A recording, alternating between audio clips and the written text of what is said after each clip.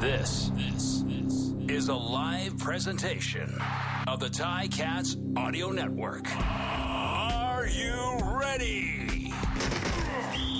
Ticats football is on the air.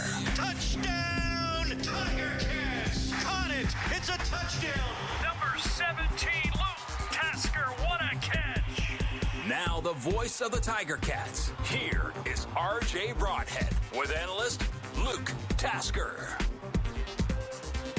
Good afternoon. Great to have you for Tiger Cats and the Alouettes. It's the second half of the season for the Tiger Cats. 3-6. The Alouettes are 3-6. Second place on the line. First place on the horizon. So it is going to be a fun second half of the season. Luke Tasker is not here this week, but the boots are filled by the great Andy Fantuz. Andy, great to have you here, and a huge game against the Alouettes this afternoon. A huge game it is, and as Luke always says, you gotta have fun when you're playing, and I'm looking to have fun in the booth here with you, so that we do a good job, and I'm just really looking forward to this game and being here with you tonight. Luke would have called this a must-win. No, I don't think that's true. No, I made that up. I'm still trying to get him to say that. It'll probably be the last game of the season that he'll finally call a must-win. Yeah, well, this is one of those games that it's so important in the standings because they could get that tie break in the season series with Montreal. They have 3 games this year. They won the first one. If they win this, they have the tie break. You got to be careful though, coming in with that confidence and that sort of there is a tomorrow kind of sense as a player. You're going in there, you gotta take charge and have that sense of urgency. You can't go in there and think, yeah, no big deal if we don't really pull this one out, because both teams are riding high off a win. Neither team has back-to-back wins this season, so this is a huge game. I'm not going to call it a must-win either. I gotta keep with my boy Luke, but big one nevertheless. Big game, important game. We can all agree on that. And you want to have your destiny in your own hands. And the Tiger Cats really got a lot of help in the division to stay in it when they were struggling. They probably came off one of their best games against the Argos in that victory. Did you think it was their best game of the season? I did, actually. I thought it was the most entertaining game. I loved the offensive plan. They were spreading the ball out everywhere, doing all kinds of different types of plays, lateral movement, running plays, screens, deep balls. I thought the defense played very well. And, of course, anytime you have Lawrence Woods back there and getting those chunk yardages, almost seems like every single time there's going to create excitement in the stadium and on the sideline to get momentum or to stop any momentum of the other team. So I thought it was the most complete game they played, and they need another one like that tonight. Andy, you brought up Lawrence Woods. This should be entertaining to watch the kick return games for both of these teams. It will. These are the top 2 teams in return average, and Lawrence Woods is on the verge of breaking Gizmo Williams' record back in '91 for combined return yards. He's got 1,324 return yards already. He's crushing the league in both punt return and kick return yards by a couple hundred yards in each category. Yeah, and he doesn't need a lot to pass Gizmo, does he? Not at all. He only needs, 76 yards. So we could see that tonight. So we could see that tonight, only halfway through the season. So that he's writing history this year, and as calling the game, we see it time and time again. And so you got to give everybody around him a lot of credit. Craig Butler, the coordinator, a lot of credit. But this return battle is going to be a big decision and where the drives start for each team throughout this game to create that field position battle. Well, we will keep an eye on it. The kickoff between the Alouettes and the Tiger Cats is coming up next. You're listening to the Ticats Audio Network. Tiger Cats in Montreal. They've lost 4 in a row on the road, the Tiger Cats have. 0-4, looking for that first road victory. This would be a good time to get it. Coming off a victory against the Argos, 4 losses on the road. We'll have the coin toss momentarily. A beautiful day, a hot day in Montreal. Hardly any wind. It's humid. Feels like it's about 34 degrees. Did you like the hot days, Andy? Oh, hang on, we're going to do the coin toss. The LCF side of this coin will be heads. The Montreal side of this coin will be tails. Hamilton, you're the visiting team. Which captain's making the selection? You are, sir. What was it? Heads has been called. It's Dylan Wynn with the call. For me, man? I'm sorry. I'm out. You good for it? There we go. Okay, don't worry.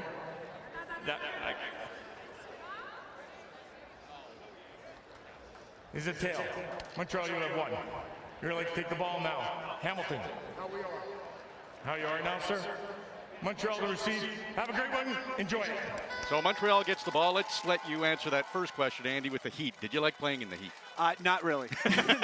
not this is a little heat. hot, yeah. Not this kind of heat. I like the heat enough to really get your body temperature up, get your adrenaline going. The ball is a little bit sticky, so that's always good for a receiver. This kind of heat might create a little too much sweat and make it slippery to hold on to, but definitely a sticky, easy to catch ball. Should be good, crisp football, and you'd rather have this than playing in a thunderstorm or something, but pretty close to perfect, other than the humidity. Yeah. Hardly any wind, so it should be decent for the kickers and the strategy for the coaches. Montreal receiving. I always kind of like it when Hamilton's defense starts. I don't know about you. I do too. I mean, I think the stats speak for themselves. The second and fourth quarter scoring is way higher than the first and third quarter scoring, just because there's more timeouts, the clock stops, there's just more plays. I mean, last week, all four winners, the fourth quarter and overtime scoring was 63-26 for the winners. So, I know it's only the first half, but even in the second half, I would look for them to sort of take the side that they want to have the fourth quarter. But I always like the defense to get out there and set the tone, create good field position for that offense, and ride off that momentum. So Montreal believes, they don't have William Stanback. Of course, he's one of the best in the league when healthy, but they believe they can run the ball against any team. I'm not convinced that Hamilton's run defense is going to let Montreal establish that run. I talked with Micah Johnson this week, and he said they take a lot of pride in it, and the defensive line wants to keep the linebackers clean. So they don't even want that running back getting past the first line of defense. Well, that's a tough challenge for sure, but they're up for it. They've been climbing the rankings of the league in rush defense. They're at 84.3 yards rush defense per game right now, which is good for third in the league. And they've had a lot of games where they completely shut out the other team. So, as a Montreal, you're never going to want to abandon the run and become one-dimensional. You don't want to be in the third and fourth quarter forcing yourself to throw to catch up in games. So you always want to have that two-dimensional attack. But for Hamilton, especially going against Montreal and Trevor Harris, I think it's going to be really important to sort of load the box, not necessarily add too many different blitzers or rush defenders, but Trevor Harris likes those quick throws, those first level and second level throws, so it'll be important for them to kind of shut that down as much as they can, and that includes the run game itself, and let them take their chances downfield with Montreal's receivers against Hamilton's defense. All right, we are underway. Michael Domagala kicks off. Chandler Worthy will bring it across the 30 on the far side, and he's pushed out of bounds. So not a massive return. We talked about the kick return and punt return game, but that was pretty good coverage by the Tiger Cats to begin. Yeah, pretty good coverage there. So they got good field position to create one of those 2-and-outs we tried to talk about, and we'll see. I lost myself there. So Trevor Harris comes in as the quarterback. He's thrown 7 touchdowns this season, 7 interceptions. Big talk about the two cornerbacks for the Ticats. It's a flip to Tyson Philpott immediately, and he has got the ball across midfield. So a big play by Montreal early on, and the rookie Tyson Philpott is making a name for himself. He is, and that was a great misdirection play to start off to keep this Hamilton D-line on their heels. Philpott came from the QB's left across his face, and it was just one of those flip passes right in front of him, and he was able to get outside of the contained man and create that first down downfield. 23 yards, and 2 of the tacklers were Malik Carney and Dylan Wynn, 2 of the defensive linemen, not giving up on the play, tracking him down right at midfield. Now onto Hamilton territory, just across midfield on the 54. Trevor Harris rolls to his left, throws deep, and Jake Winicky had his hands on it. Tunde Adeleke was in coverage. Winicky did not make the catch, but there's a flag, and it looks like it's going to be 2 big plays early on for Montreal. As soon as Winicky went up for the ball on the corner route there, you saw the hands of Tunde Akeleke come up on either side of his body, so it's kind of an easy call for the officials on that one. Although the timing was pretty close to perfect, anytime you got your hands wrapped around the receiver, it's an easy call. Jake Winneke led the CFL in touchdowns last season, doesn't have one this season. That's a bit surprising. It certainly is. He's been one of their big, jump ball go-getters since he's been in Montreal. So it's hard to believe he's only has one touchdown. Yeah, he is overdue. Eugene Lewis, the leading receiver. Trevor Harris, a pump fake, throws right. It's picked off. Cam Kelly, his 4th interception of the year, and he's running along the far sideline. He's got across the 40, up near the 50-yard line, and it looked like Montreal had sure points. And the turnover the Ticats needed, courtesy of Cam Kelly. Now leading the league with 4 interceptions. He did a great job of coming across the field to anticipate that, because they tried to do a fake wide receiver screen where the receiver was kind of faking the block, and then he went downfield and he was really wide open. But Cam Kelly came out of nowhere to get his 4th interception of the season and ran it back all the way to the 46-yard line. That's the first turnover forced by the Tiger Cats in the last 108 plays from scrimmage. They didn't get a takeaway against Toronto in those 2 games, and the last one was a Cam Kelly interception against Montreal in the last play of the game. A handoff on the first play is Matt Schultz in at starting quarterback once again. It was a handoff to Don Jackson, but there was nothing there, Andy. Absolutely nothing. He was swallowed up immediately behind the line of scrimmage. It's going to be a loss of about 2 yards. That was a 45-yard interception for Cam Kelly. So pretty decent field position here for the Tiger Cats, as they're on their own 47-yard line, but they have a 2nd and 9. Matt Schultz, 1-0 as a Hamilton Tiger Cat. He's won 3 of his last 4 starts in the CFL, and who writes this script? He walks into Montreal as the starting quarterback against his former club. Completes a pass over to his left to Stephen Dunbar Jr. on 2nd down, one of the favorite 2nd down targets, and they're going to say he's short of this 1st down, but it's not by much. Yeah, he got about 7 yards on that, so he's going to be too short. The timing of the throw was almost perfect, but the defense did a good job of not really bailing out of their back pedal too much, so that they were able to come up and make the tackle as soon as he caught the ball. I don't mind the play call. A lot of times you're able to stretch for an extra yard or 2 on that and come up with either short yardage or the 1st down. Stephen Dunbar goes over 600 yards receiving with that reception, but it is 3rd down, and Michael Damagala standing on his own 40-yard line to punt this football. It's been talked about a lot. The 2 best punt return teams in the CFL. Waiting at his own 10 is Chandler Worthy. Cuts to his right. That's between the numbers and the sideline. Not much room there, and terrific coverage by the Tiger Cats. Great punt by Michael Damagala. Inside the 15, between the numbers and the sideline. They call that the money zone. And anytime you limit the receiver to that short of a field, you have the best tackler of all time, the sideline, who's never missed one at your side. So great punt and coverage. We'll take a break. It's 0-0 in Montreal. You're listening to the Ticats Audio Network. Great to have you with us. Early on, Tiger Cats in Montreal, no score in this game. I'm RJ Broadhead with Andy Fantuz, and Montreal's offense is back on the field, and they will start this drive inside their own 20 on their 18-yard line. They got their big team out there. We'll see if they go a little more conventional to start this drive. Trevor Harris, couple of steps back, and he finds his favorite target, the leading receiver in the CFL. Eugene Lewis gets his first reception of the game and tried to cut to the middle and slipped at the 25-yard line. A couple of yards short of the 1st down. There was a big cushion out there. He was the only receiver to the wide side of the field, and the defensive back was 10 yards off. So Trevor Harris just caught the ball, threw it out to him, and it was an easy 7-yard pickup. Now from their own 25-yard line, Alouettes 2nd and about 3 yards. Trevor Harris takes a look to his left, and it's a handoff to Jeshrin Antwi. And that run defense of the Tiger Cats comes up huge. They needed 3 yards for the 1st down. They either got it back to the line of scrimmage or lost one. Again, nothing there for Antwi. Yeah, they tried to lead the tailback around with one of the wide receivers, but he got caught up with some great pressure from the defensive end and had to sort of stall on his feet. So I think it was Tunde Adeleke was able to come from the backside and make the tackle in the backfield.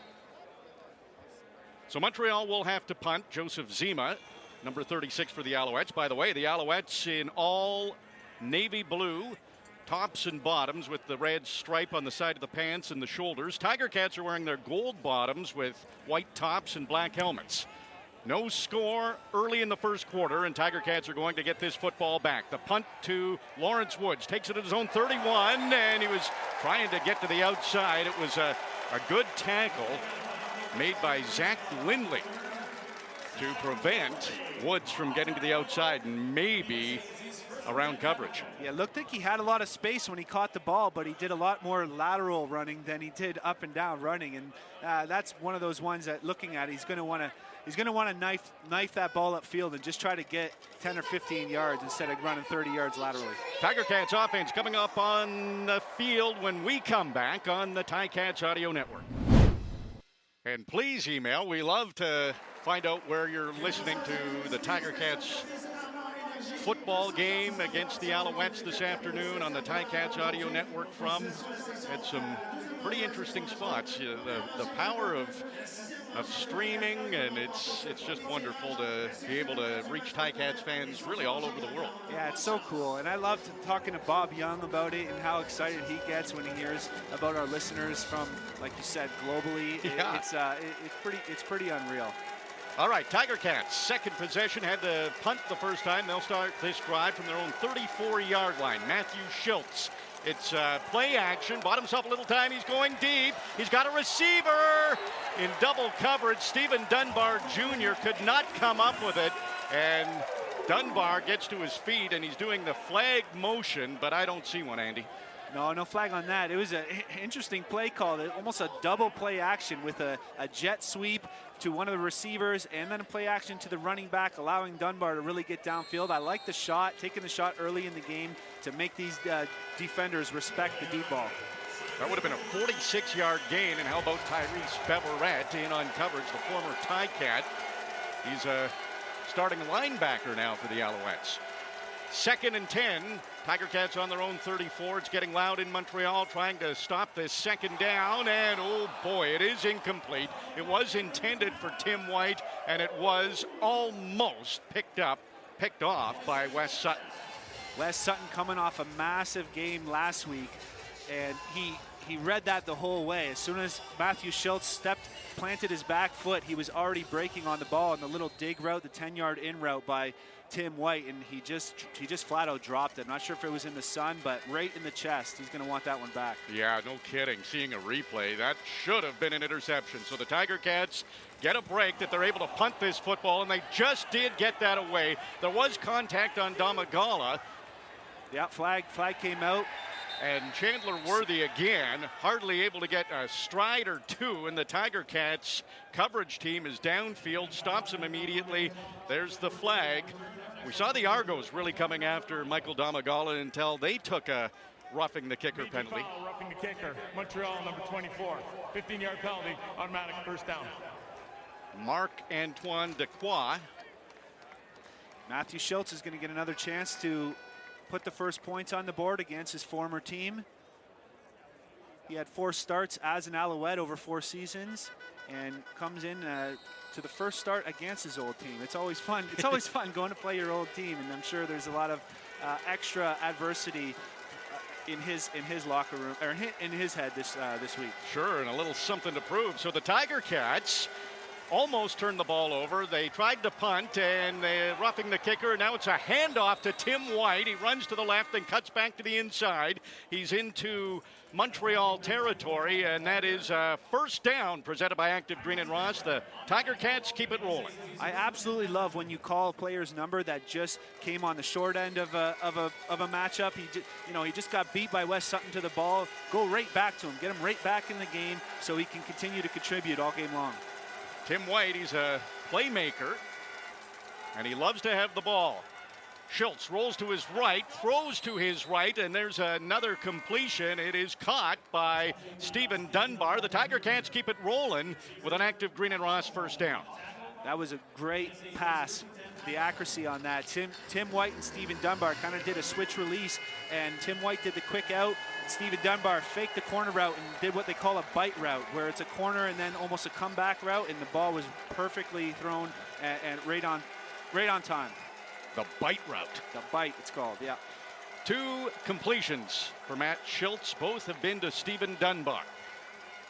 Play action to Don Jackson again, buying himself some time, throws over the middle. Jake Burt has the catch, breaks a tackle, and he's down to the 10-yard line, or very close for the Tiger Cats. It's another first down presented by Active Green and Ross. The Tiger Cats keep it rolling. The big boy with a big boy catch. Yes. Holy cow, he got drilled as soon as he caught that ball over the middle. It was the right decision by Matt Schultz, and what a catch. Schultz again throwing to the right. Don Jackson out of the backfield. He gets inside the 10, maybe down to the 7-yard line.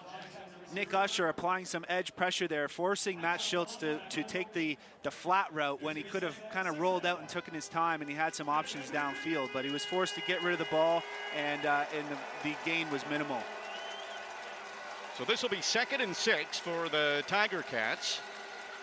They're on the 7-yard line. Chance to get the first score of the football game. Matthew Schultz has Lamar Durant off to the right. Jake Burt comes to flank Schultz to the right. Don Jackson blocking to the left. Schultz throwing to the left. Open receiver.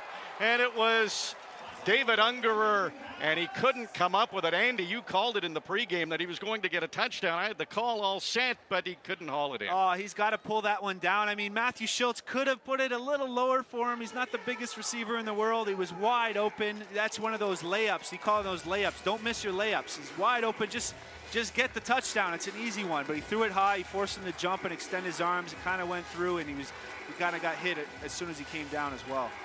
What a missed opportunity.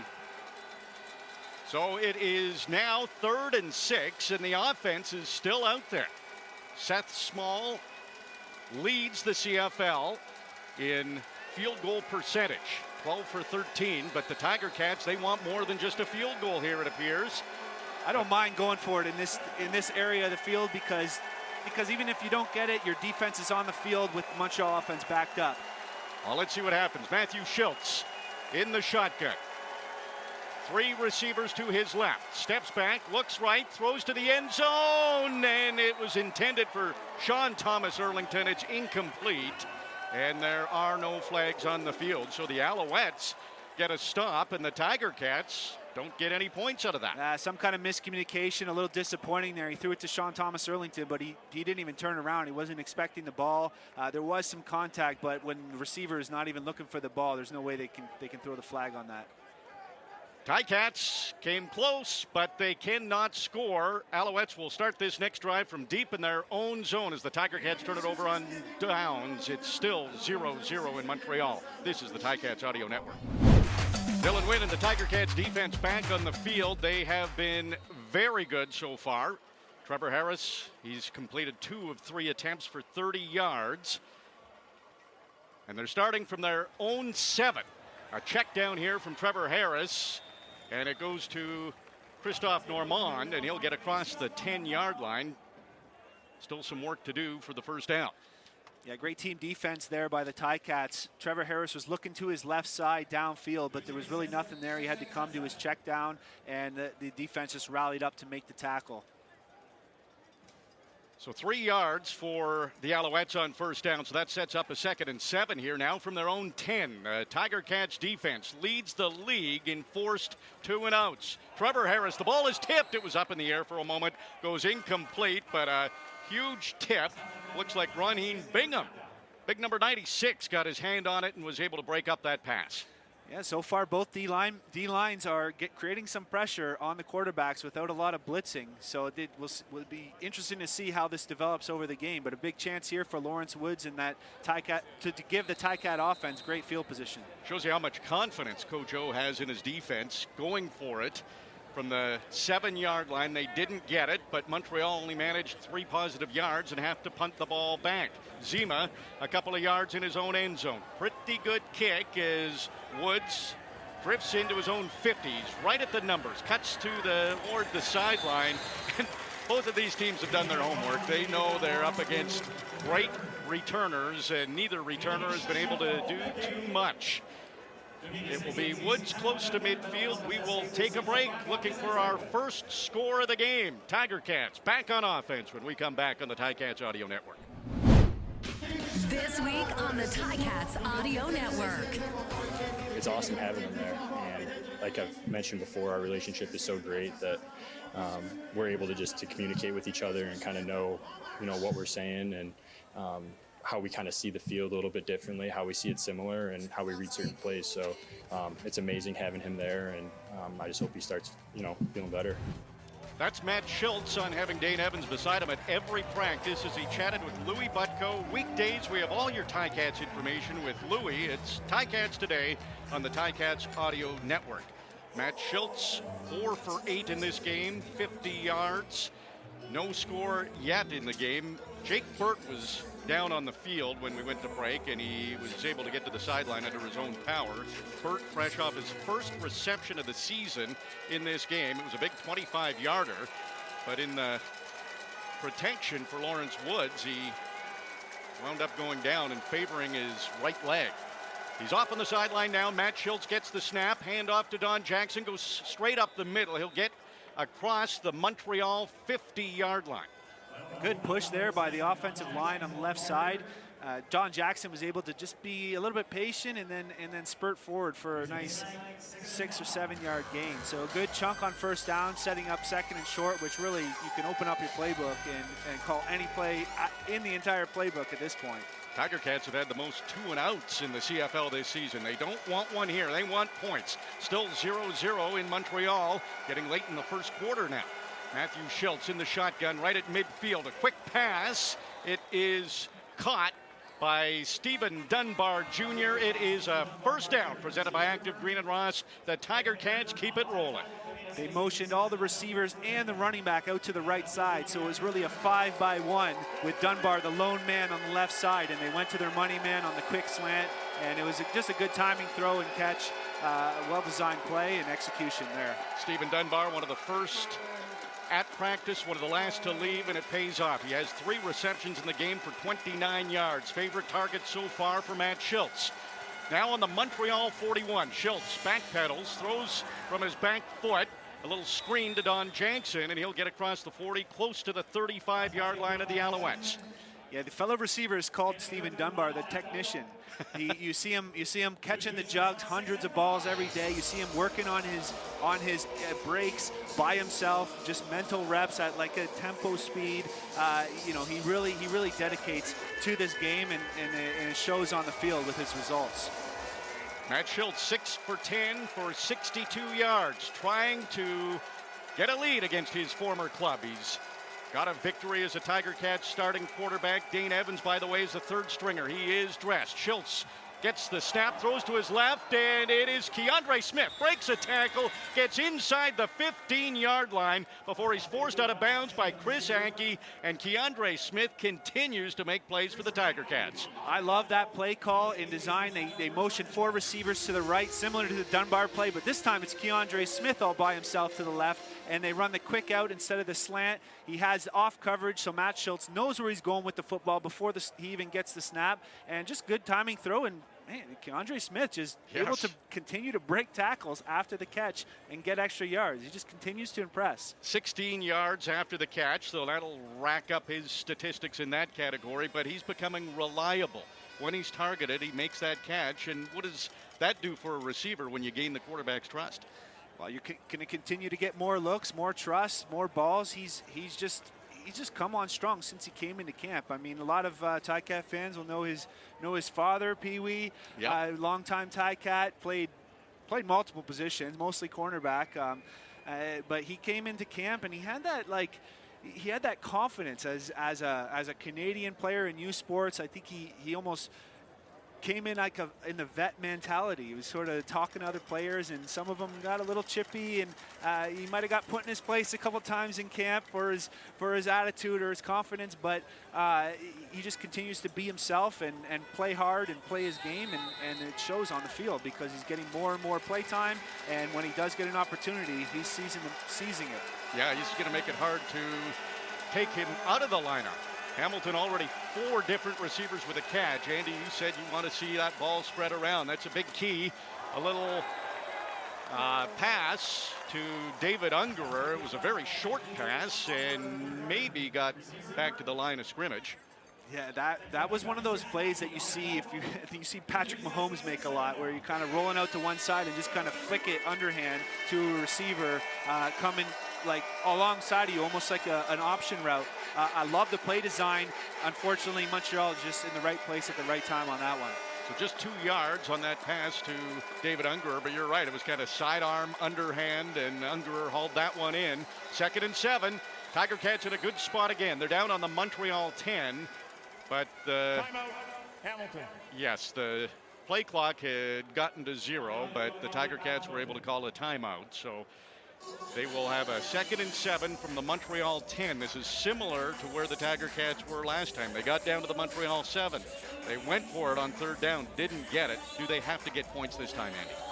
Well, if they don't get it here, if they don't get any yards, I think they kick the field goal. But I expect on this play, they're going to have some more motion with the receivers. It seems like when they're motioning the receivers, the defensive backs are being softer. So once you get that soft defense, you can really hook up, turn in, turn out at the sticks. Ball right in the middle of the field between the hash marks. 3 receivers to the right, and that's where Schultz looks. It's a good catch made by Tim White, who tries to battle his way to the end zone. It's a touchdown. Tim White able to get to the end zone, stay on his feet, fight through a tackle, and put the Tiger Cats on the board.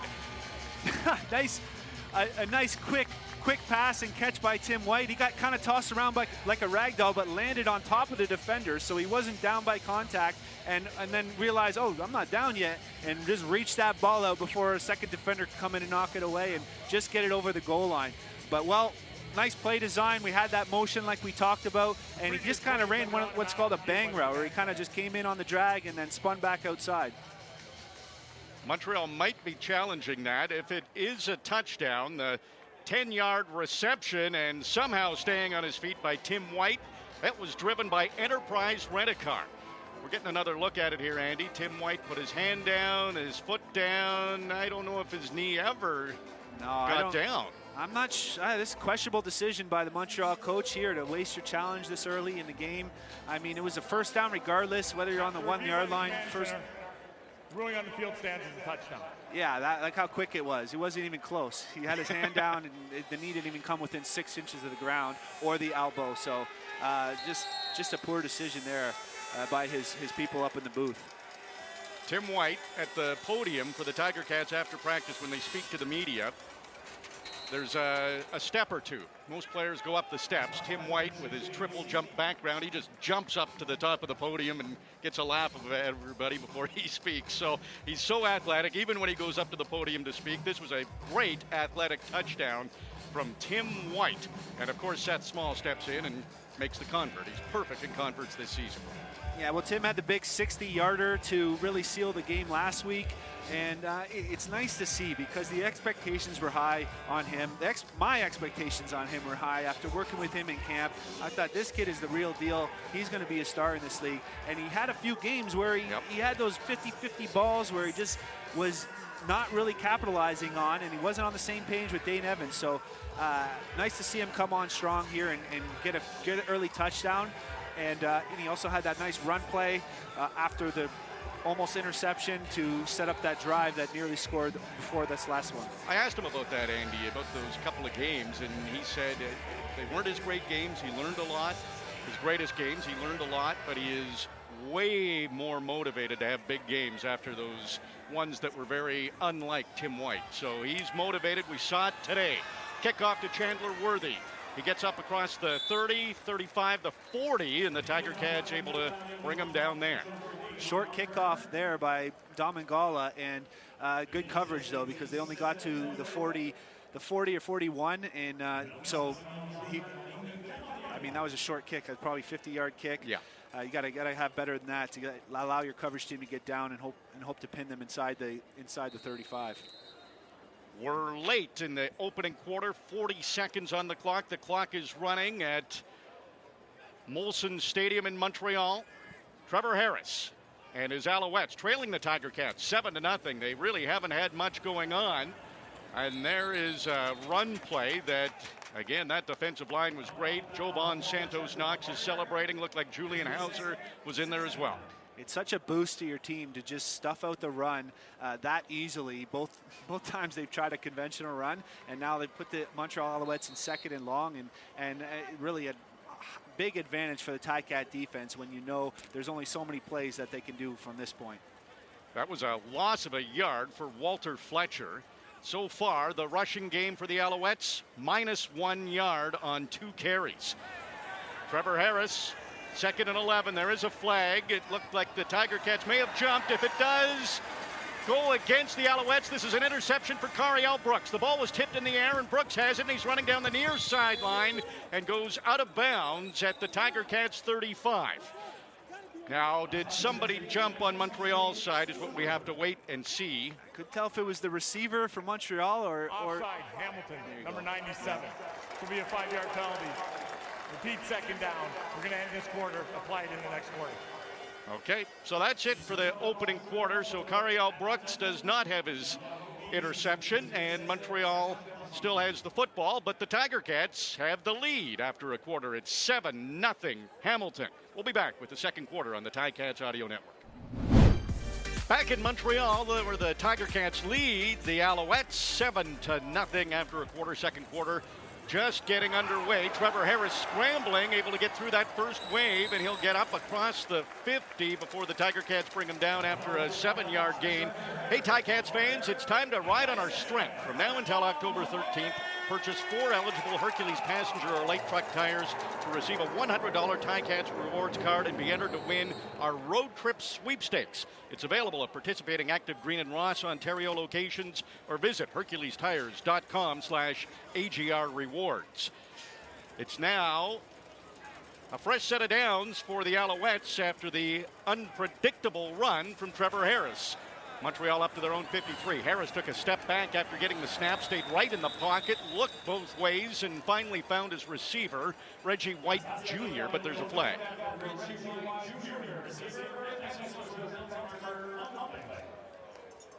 We'll see who this one's against. Early second quarter. Offside, Hamilton, number 6. Penalties declined. Play results in first down. So that was Micah Johnson. And another penalty against the Tiger Cats. 2 offsides on the interior defensive line this drive, to really unusual for the Ticats D-line. They haven't had any in a few weeks now. That puts Montreal into Hamilton territory on the Ticats' 47-yard line. It's 1st and 10. Trevor Harris, 3 receivers to his right. That is the wide side of the field, but he looks left, throws left, and it is incomplete. Intended for Reggie White Jr. Cariel Brooks breaks the play up, but a flag flies out immediately. Yeah, offside again on Hamilton. Good job of Trevor Harris using his snap count to draw the linebacker. I think it was Kyle Wilson offside. Al Bradbury, the referee. Here's the call. Offside, Hamilton, number 15. 5-yard penalty, remains first down. Good eyes, Andy. So the penalties starting to mount here all of a sudden for the Tiger Cats. Well, good thing they're offsides, only 5-yarders. See the positive. I like the optimist. Hey, you want to see that D-line getting off the ball, and for Trevor Harris to scramble for a first down. I mean, he's not going to be doing that all game. So yes, if he can't just sit back and throw 1, 2, 3 throw like he's used to, Hamilton's going to like their odds. So 5 yards to go. 1st and 5 after that penalty on the Hamilton 42. Montreal just keeps creeping a little closer. Hamilton leads 7-0. Walter Fletcher with a great one-handed catch. He was out in front of him. He was able to grab it with one hand. Finally brought down by Des Lawrence, but a gain of 8 and another first down for Montreal. Another creative play call by Anthony Calvillo and company. They had everybody going to the right and looked like another wide receiver screen. Instead, they came back to the left side and threw it to to the running back on a screen pass with a great one-handed catch and getting upfield for the first down. Des Lawrence, his first start this season, and he looked very good one-on-one with that tackle against Fletcher. But it is a first down for Montreal, and they are on the Hamilton 33. Trevor Harris, he slings a short pass to Tyson Philpott. Runs to the near side along the numbers, gets across the 30 down to the 25, and the Tiger Cats bring him down there. Cam Kelly in on that tackle. That was just a good football play all around. The Montreal receivers had a great double team on the low defender, the low zone defender, but they rallied to the Hamilton rallied to the football very well, but Tyson Philpott was still able to kind of edge his way to get 3 or 4 extra yards. He's really coming on strong these last few weeks. Yeah, he's turning into a star for Montreal, and they're involving him more and more in the offense. Short yardage team here. Yes, 2nd and 2 from the Hamilton 25. Dominic Davis, 9 touchdowns, tied for the league lead, and he only needed 2 yards. I don't see an indication yet. He should be close to the first down, though. Yeah, looks like he got it. See the signal now. So now inside the 25. You see how they're going to try to attack this Hamilton defense. I think they're doing a good job when they're having that play action and that misdirection. The conventional offense, the conventional run, and the quick throws haven't been working so far this game. 11.5 minutes to go in the half. Tiger Cats lead the Alouettes 7-0, but the Alouettes are on a good drive right now. Another fresh set of downs from the Hamilton 23. 3 receivers to the wide side of the field. It's a handoff to Antwi, and there has just been nothing in the running game. Tiger Cats, Jovan Santos Knox, Malik Carney, Kyle Wilson all team up to stop Antwi in his tracks.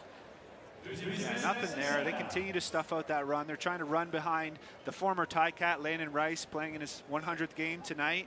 So congratulations to him. He was always a good teammate of mine when we played together. But when you're going up against those big boys at Hamilton, it's tough sledding out there. Look at this formation. Only 1 down lineman. Oh, okay, now they got 3. So some motion on the left side, and Trevor Harris looks right, looks left, decides to throw over the middle. It's complete to Jake Winicky, and he'll get across the 20. They got a great spot of that one. It looks like they're going to be able to go for it on 3rd down. Seemed like he was 2 yards short, but it seems like they're marking it. Well, it looks like... I was looking at a different line on the field there, a different yellow line. My mistake. Yeah, there's some soccer lines on the field. It does sometimes look a little bit strange, but the Alouettes are going to go for a field goal. And David Cote, their field goal kicker, is number 7 in the CFL in field goal percentage, but this was a short one, and he's able to kick it through, and the Alouettes get their first points of the football game with under 10 minutes to go in the opening half. Hamilton leads Montreal 7-3. We'll be right back on the Ticats Audio Network.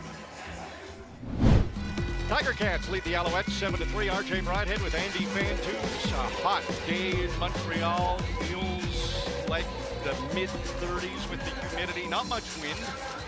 And it's a 7-3 lead for the Tiger Cats, and back on offense. 6 receivers have caught a pass today.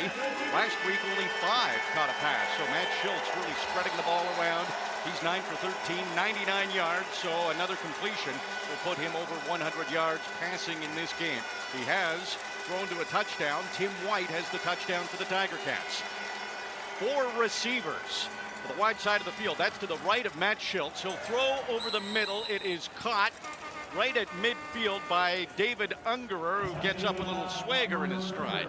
Nice to see him respond after that earlier missed opportunity. The Ticats have done a lot of this 1x4, 1x5 formations, which means they're overloading one side, trying to see how the defense is going to react to that, and whether you want to take your short side matchup, a one-on-one, or if you have more numbers to the field and they don't overload that side as a defense, you can go to that field and find some openings. Matt Schultz has completed his last 6 passes. He is on a roll right now, right from midfield. Schultz back to pass again, throws over the middle. It's another completion inside the 40, close to the 35-yard line. It's Tim White again. The Tiger Cats keep it rolling with an active Green and Ross first down. Matthew Schultz stayed in there and took a big hit to deliver that pass. He had 3 guys converging on him all at the same time. Jake Burt still out with that injury. Felix is in there replacing him and didn't quite get over in time to block that defender off the edge. Didn't seem to bother Schultz, though. He completed that pass to Tim White, 18 yards. And now the Tiger Cats well into Montreal territory, leading the game 7-3. Just over 8 minutes to go in the half. Matt Schultz, empty backfield. He's looking for the end zone. He's got a receiver. Lamar Durant can't catch up to it. It was the first target for Durant, but it was a little out of his reach, and it goes incomplete.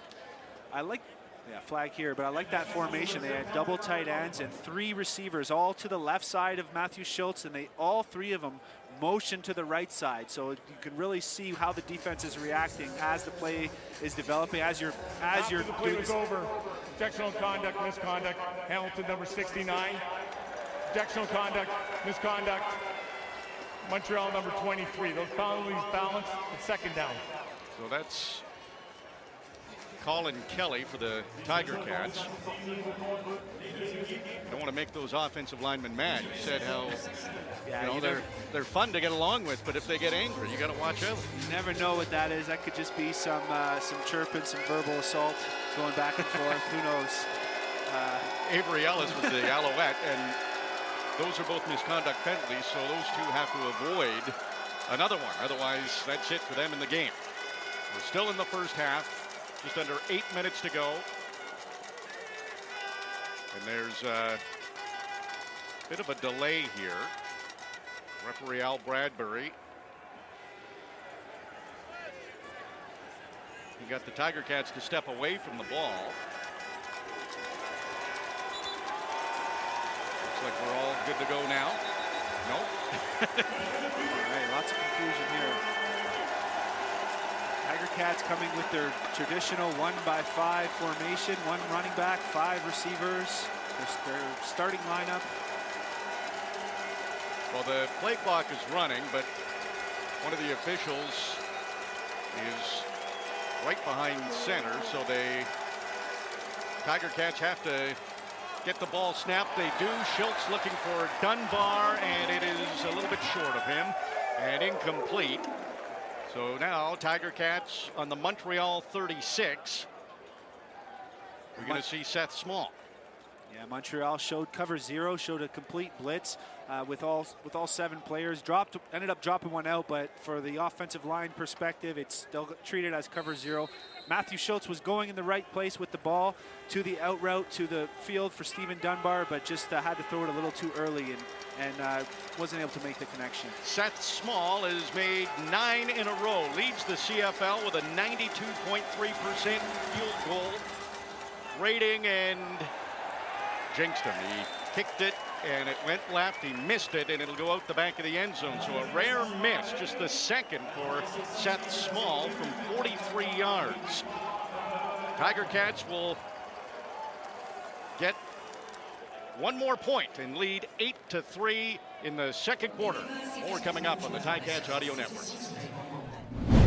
Always some black and gold in the stands when the Tiger Cats are on the road. At Molson Stadium in Montreal, Tiger Cats lead 8-3. Alouettes will begin this drive from their own 40. Empty backfield for Trevor Harris. Throws over the middle. It was behind Eugene Lewis. Alden Darby was in tight coverage, but Lewis couldn't make the catch. Ticat fans travel so well to Montreal. We used to always have these the via rail experience things. I don't know what they call them, but basically you get a hotel ticket to the game, and so there were trains and trains, cars and cars of fans coming down with the team in the past, and it was always a lot of fun riding back with them. Yeah, no kidding. Tiger Cats fans very, very proud of their team. So far, so good. It's a low-scoring game, though, just 8-3. 2nd and 10, Montreal from their own 40. Trevor Harris staying right in the pocket. Micah Johnson in his face, but can't bring him down. Harris rolls to his right and completes it across midfield into Hamilton territory. It's Tyson Philpott with the catch. You've got Jovan Santos Knox and Kyle Wilson just pleading for a holding call there. It seemed like Trevor was all wrapped up and then he escaped the pocket with no one around him. And Tyson Philpott did a good job of following him in what you call the jazz session, the QB scramble to pick up a huge chunk play.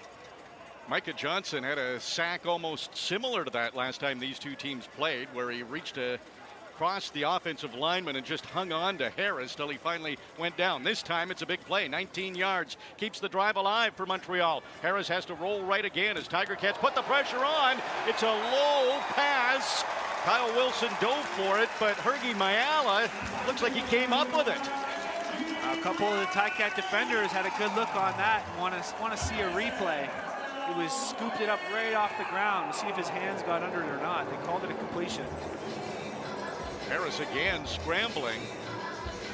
Boy, from that angle, Andy, looks like he did catch it. Yeah, what a catch. Those are tough ones.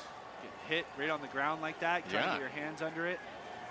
Alouettes moving the ball again. They're now on the Hamilton 35-yard line. It's pitched to Walter Fletcher. Runs to his left. Stutter steps as he gets to the line of scrimmage.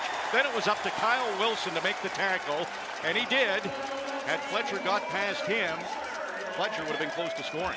Yeah, first missed tackle there by the Hamilton defense so far, or at least noticeable missed tackle to allow Fletcher to pick up about 8 extra yards. And like you said, good thing Kyle Wilson was there to wrap it up. Dylan Wynn just missed him right around the line of scrimmage. So Fletcher, 12 yards. Montreal just keeps creeping closer to that Hamilton end zone. They had a field goal on their last drive. Now they're on the Hamilton 23. It's 1st and 10.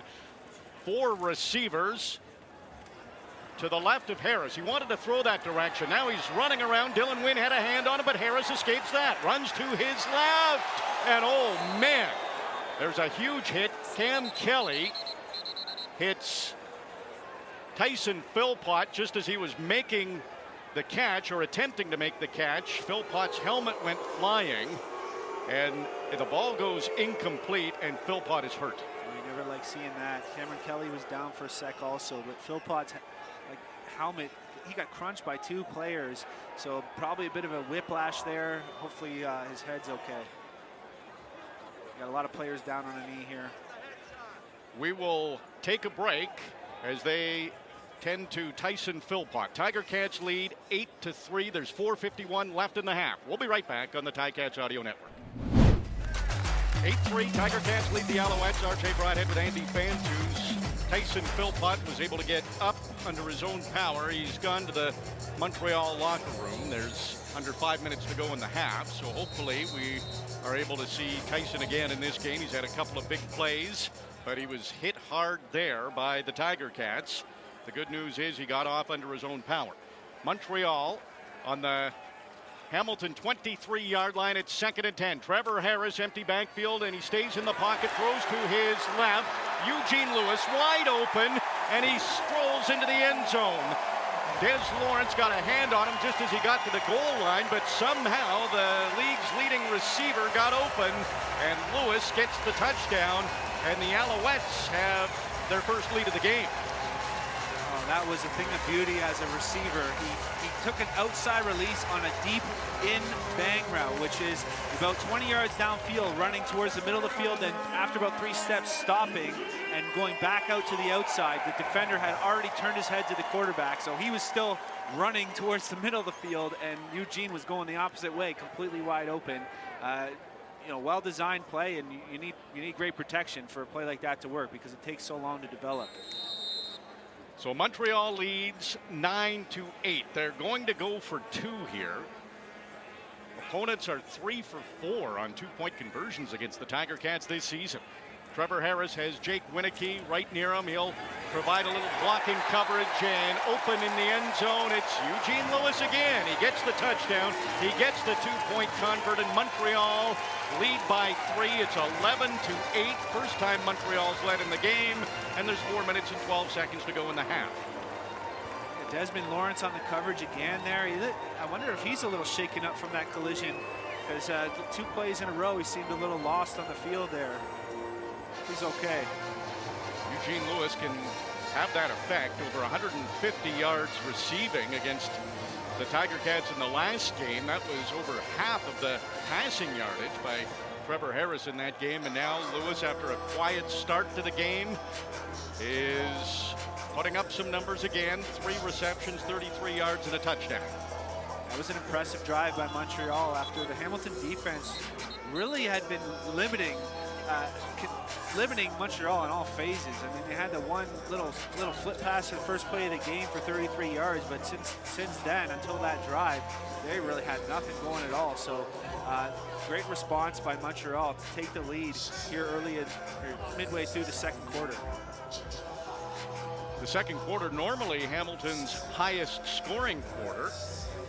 But lately for Montreal, the second quarter has been their bread and butter. I think they've scored 63 points in last 5 games. They've scored 49 points in the second quarter, 90% of their points. And here we are, late in the half, second quarter. Lawrence Woods on the kickoff, gets to the outside of the numbers across the 35, and Montreal able to stop Lawrence Woods right in front of their own sideline. Hamilton needs a response here. A couple first downs, kind of shut down this momentum, get something going here, and keep the defense off the field and get some rest so they can come out fresh. Another flag on the play as well. Let's see what this is. Ticats just 1 point in the second quarter. That was off a Seth Small rare missed field goal. 11-8 Alouettes lead. We should have the call as the officials are converged at the Hamilton 44-yard line. Here's Al Bradbury.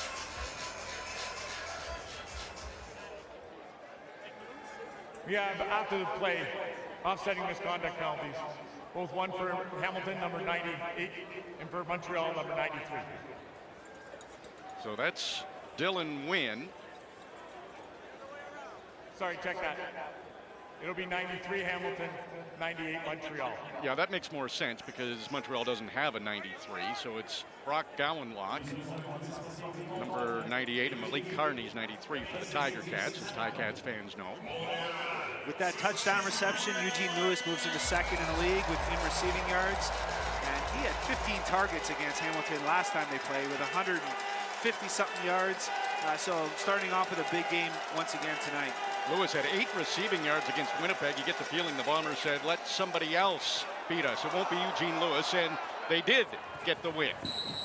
Reception to Tim White, breaks another tackle, and he's got more yards after the catch. He's very close to the Hamilton 50, and as he's out of bounds, a flag flies, and this could be a big one. It'll be unnecessary roughness after he was out of bounds. Montreal, number 2, 15 yards at the end of the play, automatic first down. Big 15 yards, and the first down presented by Active Green and Ross. The Tiger Cats keep it rolling. I'll tell you, I can't tell you how tough that is for Tim White to make that to anticipate that tackle, because Montreal played that well. He was running laterally along this line of scrimmage and caught the ball and just slammed on the brakes, ducked his head, and was able to avoid that tackle, which could have been a null play, 0 yards gain, and ends up being a massive chunk play. And now they're at the 45-yard line of Montreal. Excellent play by Tim White. Matt Schultz, empty backfield. He's back to pass, throws to his right. There's a completion, and it's Lamar Durant who gets his first catch of the game. So now that's 7 receivers on the Tiger Cats who have caught a pass. They've run that switch motion out route by who ends up becoming the number 3 receiver a few times now. They almost scored a touchdown on it to David Unger. This time it was David and Lamar switching positions after the line of scrimmage, and Lamar running the out route. They've had a lot of success. They should continue to go back to that throughout this game. Matt Schultz getting everybody involved. Tim White, Dunbar, Jake Bird, Keandre Smith, David Unger, Lamar Durant, and Don Jackson have all caught a pass. We're at the 3-minute warning in Montreal. The Alouettes lead the Tiger Cats 11-8, but the Tiger Cats seem to have something cooking. We'll have the end of the half for you next on the Ticats Audio Network. Well, how about this? Let's go to Greece. My wife and I are diehard Ticats fans. We never miss a game. We're listening to you guys while on our honeymoon in Milos, Greece. And we'd love to hear a win. Go Ticats, Oski, Wee Wee, Will and Nicole. And Will is the Ticats Director of Business Development on his honeymoon. And the work never stops for Will as he is listening to the game. But this isn't work. This is fun. But the Tiger Cats are trailing Will, so they've got a little work to do. So congratulations, all the way from Greece, Will and Nicole. Yes, absolutely. One of my favorite people. So Tiger Cats on the Montreal 35-yard line. It's 1st and 10. The handoff goes to Don Jackson, cuts to the left, tries to cut back to the middle, and he will get some hard-earned positive yards, but he will be short of a first down. About 2nd and 6 here, so you still have most of your playbook open. I'd like to see some more of that motion, and I'm expecting another one of those out routes to the Ticats sideline on the right side of Schultz. Okay. We'll see what the Tiger Cats have in store. 2nd and 7 from the Montreal 32. Tiger Cats in the huddle. They clap their hands as they break the huddle. Shadows starting to get long on the field. It is a hot, humid day in Montreal. Tiger Cats trail by 3. Under 2 minutes and 25 seconds to go in the game. Schultz stays in the pocket, throws over the middle, completes it to Keandre Smith. Another reliable catch and another first down. Presented by Active Green and Ross. The Tiger Cats keep it rolling. Yeah, lots of motion again, pre-snap. Tim White coming from the left to the right. Keandre coming from the outside to the inside. They had two kind of hitch routes and then an out route to the top of the screen like we were talking about. And he just chose the easiest one, the path of least resistance straight ahead. I love seeing that. Taking the easy money when it's there. He was your partner in a balloon toss in training camp, you and Keandre Smith. Yeah, unfortunately, I was the one who let it break. I was going to let you say that. Well, we're seeing how good his hands are. From the Montreal 24, a check down here from Schultz, and it's caught by Sean Thomas Erlington, who had a touchdown in the last game. He gets inside the 20. Tommy Condell loves to sprinkle in these screen passes now and again. And that one was defended pretty well, actually, but Sean Thomas Erlington able to just bull forward, load his shoulder for a decent gain on first down. Matt Schultz has spread this ball around. Now 8 players have caught a pass. Season high was 9 caught a pass August 6th against Toronto. 2nd and 5 here for the Tiger Cats. They're inside the Montreal 20 on the 19-yard line. Handoff goes to Sean Thomas Erlington, runs to his left, busts through one tackle, gets across the 15-yard line. And it'll be where they spot the ball. It looks like is enough for a first down. Yes, the Tiger Cats keep it rolling with an Active Green and Ross first down. A good run from Sean Thomas Erlington. Beverett again with the tackle. He's really come on the scene strong this year. He took over for an injured Chris Aki, and although Chris Aki's back on the roster, Beverett's still starting in that position. So definitely earning his spot out there. 2 big tackles in the game for Beverett. Matt Schultz, late in the opening half. 1:20 to go, the clock is running. Tiger Cats are on the Montreal 14. Schultz, another handoff, and it's Don Jackson. 360 move, and that allowed him to break a tackle and get a few more yards, and he's inside the 15. Draw play there. And Armando Sewell, the 6-time CFL All-Star in the backfield, forcing Don Jackson to spin as soon as he got the handoff. I'll never forget when Avon Colburn, and back in the last year at Ivor Wynn, told me this guy Armando Sewell, he was a rookie for the Elks at the time. He said this guy is a problem when we were about to play Edmonton. Well, he's had a great CFL career, as you mentioned, Andy. By the way, Tyrese Beverett made that tackle, so we've talked about him, and he's having a pretty big game. 2nd and 9 here for the Tiger Cats in the Montreal 13. Schultz pass. It's tipped. Schultz has caught it, and he's running with it. Got down to the 6-yard line, and that will be very close for a first down. I don't think that one was in the playbook, though, Andy. You don't see that one a lot. The defensive lineman tipped the ball. Matthew Schultz, the athletic, just the awareness to catch that ball and get up close enough for the short yardage team to come out on 3rd down. Wow, his athleticism continued to impress. He had 10 rushing touchdowns in college, and just every game he just does something that just makes me go, wow. Is that a 9th player with a catch? It is. points. He still get the... Actually, statistically, it does go in as a catch for Matt Schultz. Oh, they're going to actually kick the field goal here. So with 30 seconds to go, Seth Small attempting a 12-yard field goal. And Small with that short field goal, able to make it. He's 1 for 2 in the game, and this game is tied at 11 with 20 seconds remaining in the half. They tried to do a hard count there and almost nearly got one of the defensive linemen to jump, but he didn't quite go far enough and was able to get back behind the neutral zone, the 1 yard off the ball before the snap. So clean play and good kick. So it looks like they wanted to tie it up. Not sure if I would have done that. I was going to ask you what you thought about it. You thought they maybe try it for the short yardage. Well, it's a little different in this point of the game than when it was earlier, right, because you don't really have a chance to get that possession back after your defense can stop them when they're backed up in their own end zone. So here, you take the points and go into halftime. And make sure you don't come away with nothing. A missed field goal, gamble on third down that failed from the Montreal 7, and there have been some points left out there for the Tiger Cats in this game. Handoff to the Alouettes. They run to the left just 2 yards, so it'll be 2nd and 8 from the Montreal 42 with 15 seconds to go in the opening half. Yeah, I expect them to just take a knee here to end the half and go in. I think they feel fortunate to go in tied right now. Like you said, a few missed opportunities for the Cats. Pretty good game though so far. It's what we expected. The teams with identical records at 3 and 6. Both teams coming off a big win, and second place on the line. A little bit, maybe first place on the line, depending on what happens later tonight. Sure, a little bit gritty too. We saw a couple, matched infractions. What do you call them? Misconduct infractions. Yes. So some chirpiness coming out there as well. And these teams are going to play each other again in Week 16.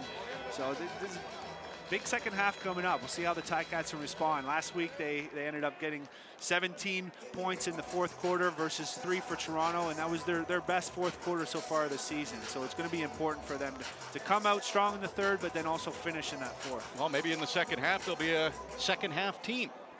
Second half of the season, that is. It's 11 apiece. The Tiger Cats and the Alouettes, identical records, identical score after a half of football. Tiger Cats at the half with Bubba O'Neill and Mike Daly is next on the Ticats Audio Network. The Ticats Audio Network.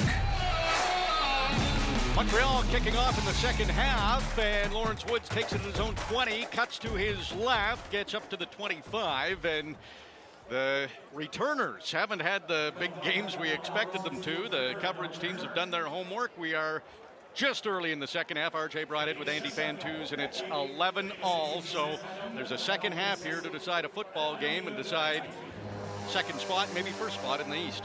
Yeah, Hamilton decided to take the ball in the second half there, so clearly they didn't think the wind was a big enough factor, and maybe the sun will be going down over the beautiful McGill University before the fourth quarter starts, so there won't be a shadow factor. Shadows are getting long. Sun is still shining. It's still hot. Don Jackson gets the handoff. Initially went to his right, cut back to his left. Pretty good run. He'll be very close to the 35-yard line. Yeah, Don's 5th rushing attempt here this game, and it's nice that they're sticking with it. Give these offensive linemen a chance to just come off the ball and be physical with the opposing D-line. Ball at the Hamilton 34. Double tight end set here for the Ticats with an offensive lineman as one of the tight ends on the right side of the line. Matthew Schultz taps his foot. 3 receivers off to his left. It's a handoff to Don Jackson, who squeaked through the initial line, got through that first wave, kept the feet moving, and he'll be very close to the 40-yard line. And that's a first down for the Tiger Cats, presented by Active Green and Ross. The Tiger Cats keep it rolling. Any kids out there, well, you're not watching, I guess, but listening, he just keeps his feet churning as he's being tackled and just slowly but surely gaining more and more yards. End up getting about 4 extra yards on that after contact just by driving his feet, pushing that sled down in like training, pushing that sled down the field. It's not fun in practice, but it pays off in the game. 5-yard run, a first down. Now Tiger Cats up to their own 40. Matt Schultz gets the snap, throws immediately to his left, and it's incomplete to Stephen Dunbar. Double out pattern to the short side of the field, and just a bit of a miscommunication there with Dunbar. Didn't seem like Matthew Schultz got his left foot around far enough so that he could throw across his body, and he ended up being behind the receiver. Schultz throwing from the sun into the shade on this near sideline, and that black tinted visor of Matt Schultz actually paying off right now as the sun looks to be right in his face, working his sunglasses as well. Early second half. This game is tied at 11. First possession of the second half belongs to the Tiger Cats, and it's a 2nd and 10 from their own 40. Out to the right, Don Jackson out of the backfield, reaches for it, cannot come up with it. It's incomplete, and the Tiger Cats will have to punt on their first possession of the second half. Yeah, I don't love that play call or that decision by Matthew Schultz. There was nothing there. 2nd and long, you gotta at least give it a try downfield. Just throwing a flat route into coverage. Michael Damagala, a low punt. Drifting back is Chandler Worthy inside his own 20 at the near hash mark. Gets outside the numbers, going up the sideline, and Malik Carney able to take his legs out, force him out of bounds. But one of the better returns of the game, a 50-yard punt, a 21-yard return from Chandler Worthy. Flag on the play, though. It looks like there was a holding late. It's funny how you can get so much space when you don't punt it outside the numbers, and you just know there's going to be some kind of return when you catch it near the middle of the field like that. That's why it's so important for punters to get it outside the number. Illegal block. Montreal, number 34. 10-yard penalty. First down. Yeah, fortunate for Hamilton there because he had a good return going no matter what, and sort of an unnecessary legal block sets Montreal back deep in their own end. So the Alouettes get their first possession of the second half. It's 11-11. Alouettes offense coming on the field when we come back on the Ticats Audio Network. Tiger Cats, longest road trip of the year in Montreal, then next Friday in Toronto, so not a lot of travel, but 2 in a row on the road trying for their first road win. It is tied. Montreal starting from their own 17-yard line. First possession of the second half for the Alouettes. One of those jump balls to Eugene Lewis, and Alden Darby Jr. breaks it up. Great defensive play. Yeah, Cam Kelly in there as well, and it just got the contact in time because it looked like Eugene had his hands up. The former basketball player going up to try to get the rebound, and the second defender coming in was it Cam Kelly coming over top to kind of break it up with Alden Darby Jr. with the great coverage underneath. 2nd and 10 now for the Alouettes from their own 17. Tiger Cats defense digging in, trying to get some pressure on Trevor Harris. Stays in the pocket. Pressure's there. Harris runs to his right, got rid of the ball, and he completes it to the running back, Walter Fletcher. Breaks one tackle. Makes a great move to get to the outside, and Julian Hauser able to finally push him out of bounds, but Walter Fletcher did that all on his own to keep this drive going for Montreal. Yeah, that would have been a big 2 and out. Deflating play by Hamilton's defense. Kyle Wilson had a chance to tackle Walter Fletcher as soon as he caught the ball, and he made a great move to make a miss, and then another missed tackle downfield to pick up the first down. That was 14 yards all by Walter Fletcher, and showing his great maneuverability. So 1st and 10 for Montreal, now up to their 31-yard line. They started this drive on their own 17. Trevor Harris with an empty backfield. He's passing. He's got an open receiver. It's Reggie White Jr., and he is able to drag Cam Kelly a couple extra yards to get across midfield into Hamilton territory. 25-yard gain. That was great awareness by Reggie White Jr. there. He's running the dig route and kind of felt Tunde Adeleke coming down to make the collision on the angle, and sort of just backpedaled into the hole a bit and allowed the ball to get to him and pick up some extra yards and avoid the big hit. Montreal moving the ball in this second half on their first possession. It's tied at 11. Early in the third quarter, Trevor Harris, ball in the middle of the field between the hash marks, got the snap, wasted no time getting it to Keon Julian Grant. He's broken tackles. He's to the 20, the 15, the 10, the 5. It's a touchdown for Montreal. Keon Julian Grant 54 yards for the touchdown, and Montreal scores on their first possession of the second half and takes the lead. Well, great play design there. Unusual drive for the Hamilton defense with the missed tackles. You don't see a lot of those, but Julian Grant, nice play to sort of hurdle over that first potential tackle, and then he was just a sprint to the end zone, and nobody's catching him when he has the angle like that. Yeah, good strong drive by Montreal to open up this in this third quarter here. So the second half, Montreal gets off to a really good start. They score a touchdown, and David Cote steps up for the extra point, and it's right down the middle. So Cote is able to connect, and Montreal has a 7-point lead, 18-11. The Alouettes now lead the Tiger Cats early in the third quarter. We'll be right back on the Ticats Audio Network. I want to say hello to a lot of our great listeners. Brian Doucette on a go bus on his way to Kitchener listening to the game. Carolyn and Steve McNair in Muskoka, beautiful Muskoka. Cam Beener in Yukon. A great picture that Cam sent. It's just beautiful in the Yukon. And Dan in Calgary says hi to Andy, and Dan's at work right now. So, hi Dan. Perfect. Good shift. Thanks for listening in. And you know what? We're working too.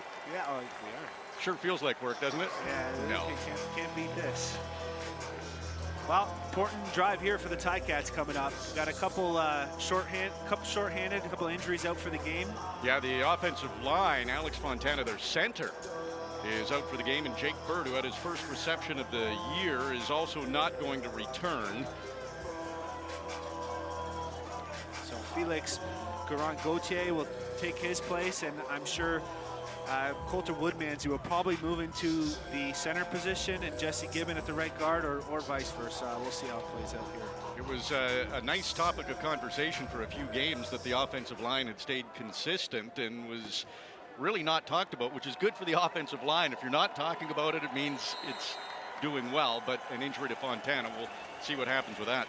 Yeah, Jesse Gibbon did play a few games at center, so he has had some experience.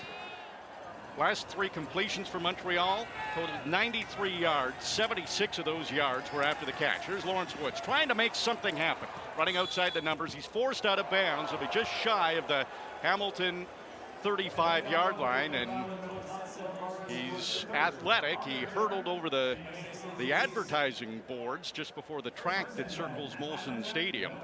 But we haven't seen a big return from Lawrence Woods yet. See how the interior offensive line play can handle Armando Sewell and Wakefield. We already talked about Armando Sewell a bit more. He had 44 reps on the bench press at his combine. Wow. That is just insane. 225 pounds, pushing it 44 times. I don't think I could do the bar 44 times. Fairly strong. Third quarter, 10 minutes to go. Tiger Cats trying to answer that score that Montreal just got, and they keep it on the ground. Seems to be a theme here in this second half. They're trying to establish a run game. Don Jackson able to get a few yards. He'll be well short of the first down, though. Yeah, decent push there on first down. It's nice that they stay committed to the run and give the new look offensive line a chance to sort of get their mouth wet and get into this game and assert their dominance just moving forward without having to just protect. Tiger Cats in their white tops, gold pants, going from right to left in this third quarter. They're trailing the Alouettes 18-11. It's 2nd and 5. Tiger Cats on their own 39. Schultz throws to his left. It's caught by Tim White, and he has enough for the first down. So it is a first down presented by Active Green and Ross. The Tiger Cats keep it rolling. Yeah, Matthew Schultz reading the defense correctly there and knowing where he's going to go with the ball before he even caught the snap, because it was a long throw out to the wide side of the field, but he just catch the snap and release and got it to Tim White just before the tackler came in. Tim White has caught 4 passes for 48 yards. He has the Tiger Cats' lone touchdown. Tiger Cats up to their own 46-yard line. Right between the two hash marks. It's a bobbled snap. Schultz scrambles back. He's all the way back at his own 30, and the pressure was coming from Montreal. He threw that ball away to avoid the sack, That would have been a massive loss for the Tiger Cats. Well, he's got to get outside the tackle box for it not to be intentional grounding, and it looks like they're discussing it as officials. And no flag yet, but yeah, good job of the dropping the snap, being able to pick it up and having the sense to try to throw it away and avoid that 15 to 20 yard loss. Yeah, he was 15 yards behind the line of scrimmage. Still discussing here. There was not a Hamilton receiver very close to that pass, but in Schultz's defense, he didn't have a lot of time to scan the field. The pressure was coming. Intentional grounding. Hamilton, number 18. So he did not Second get outside down. the pocket. Well, the problem was, too, there wasn't a Tiger Cat anywhere near that throw, so it was clear what he was doing. Yeah, Lamar Durant was coming across his vision before the snap, and I don't know if he was blinded or if the ball got tipped there, but it seemed like it surprised him on the left side of his body and wasn't able to handle it. So this will push the Tiger Cats way back to their own 30-yard line. And it's 2nd and 26. Well, this is tough for the Tiger Cats now to keep this drive going. Yeah, not many plays in the playbook designed for 2nd and 26. Let's see. There's lots of motion with the receivers. Schultz will drop back. Not a surprise he's passing. Throws to an open receiver.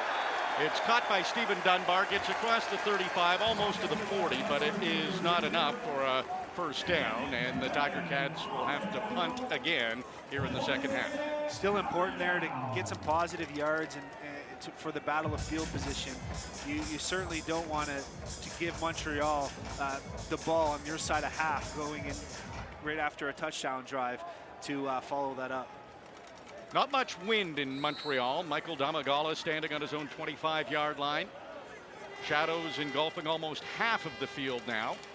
Domagala, there's his punt, and he's contacted again, and a flag flies. That's the second time in the game Montreal has made contact with Domagala. Chandler Worthy, though, is running a long way, and he's got to the outside. He's across midfield, the 50, the 45, and finally he is brought down by Stavros Katsantonis, the leading special teams tackler for the Tiger Cats, but this appears it's going to be roughing the kicker. Oh boy, Danny Machocha is going to blow a fuse. 2nd and 20, and you rough the kicker on the punt. Just the worst thing you can do.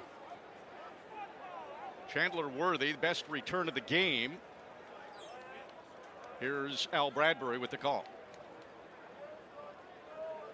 Well, he didn't have his microphone on, or we didn't get the audio, but it is roughing the kicker, and the Tiger Cats will be back on the field. We're going to take a break. It's 18-11 for the Alouettes. It's the third quarter. This is the Ticats Audio Network. 18-11, the Alouettes lead the Tiger Cats. There's 7 minutes and 17 seconds to go in the third quarter. The clock is running. The Tiger Cats were punting the ball. Domagala was contacted for the second time in this game. So the Tiger Cats keep going. They get the ball back, and Matt Schultz rolls to his right, throws to his right. Caught by Don Jackson, and he will cross midfield. That's one of those plays where I never wonder why Matthew Schultz gets rid of it so quickly, or any quarterback. When you're rolling out, you have a guy in the flats, not a lot of yards there, but there's nobody around you. Why not, extend the play a little bit more and see if something develops, and you can always still go to that guy or potentially run for a first down. Still, it's 6-yard pickup and decent, but anyway. You want the home run. Matt Schultz hands off to Sean Thomas Erlington, and what a burst that was. Right past the defensive line into the secondary. It's enough for a first down. The Tiger Cats keep it rolling with an active Green and Ross first down. I'm sure Sean Thomas Erlington has a lot of fans in the crowd coming back to Montreal to play in front of his hometown and where he went to college. Nice run there. Just power. Lowering his shoulder. Second run of the game for STE. 12 yards on the ground. Don Jackson, the leading rusher for the Tiger Cats, 27 yards on the ground. Matt Schultz, 3 receivers to the short side of the field. That's to his right, and he throws that direction. Making the catch is Tim White. Now trying for the yards after the catch. He gets across the 40-yard line. Yeah, nice solid pickup there. Wide receiver screen. Lamar Durant and David Unger both doing a good job of blocking their defenders, and just the extra defender just came in and made a nice tackle on Tim White. Nothing really you can do about that, but a good solid 6-yard pickup. So after that roughing the kicker penalty and a couple of positive gains here for the Tiger Cats, they're up to the 39-yard line of the Alouettes. It's 2nd and 5.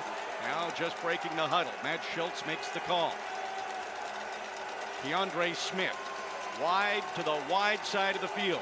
Lamar Durant on that side as well, but it's Schultz throwing to the right, and it's Tim White breaking a tackle. Then he stops and starts again, gets down to the 25-yard line. It's a first down presented by Active Green and Ross. The Tiger Cats keep it rolling.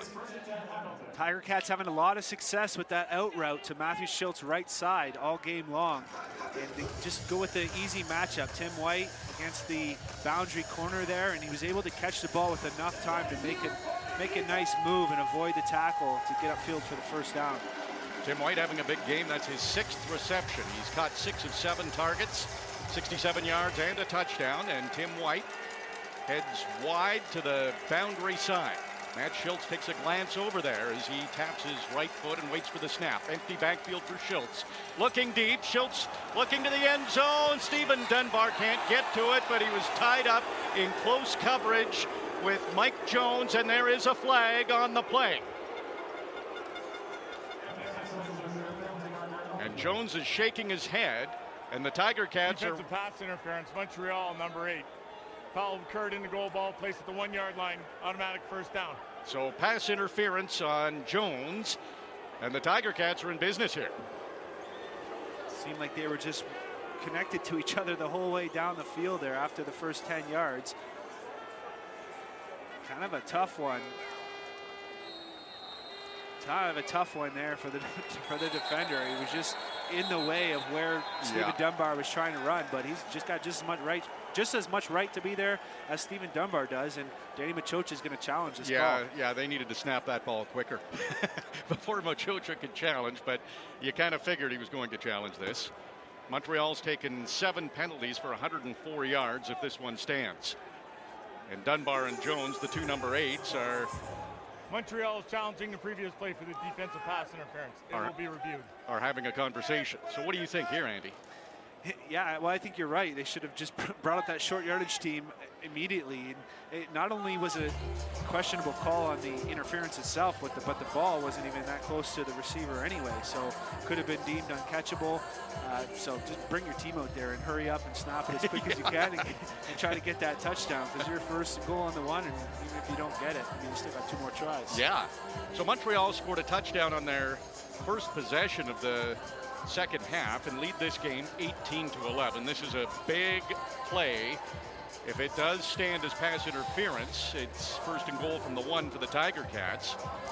Yeah, Mike Jones certainly impeded Stephen Dunbar's running ability there, because he was running alongside of it, and then he turned his body into him right in front of him. So he, I don't know if this one can get overturned. So it might stick for the Tiger Cats. I think it's a good challenge by Machocha, though. Yeah, it's worth it at this point. And I think Al Bradbury has the decision. After review by the command center, there is defensive pass interference on Montreal. First down.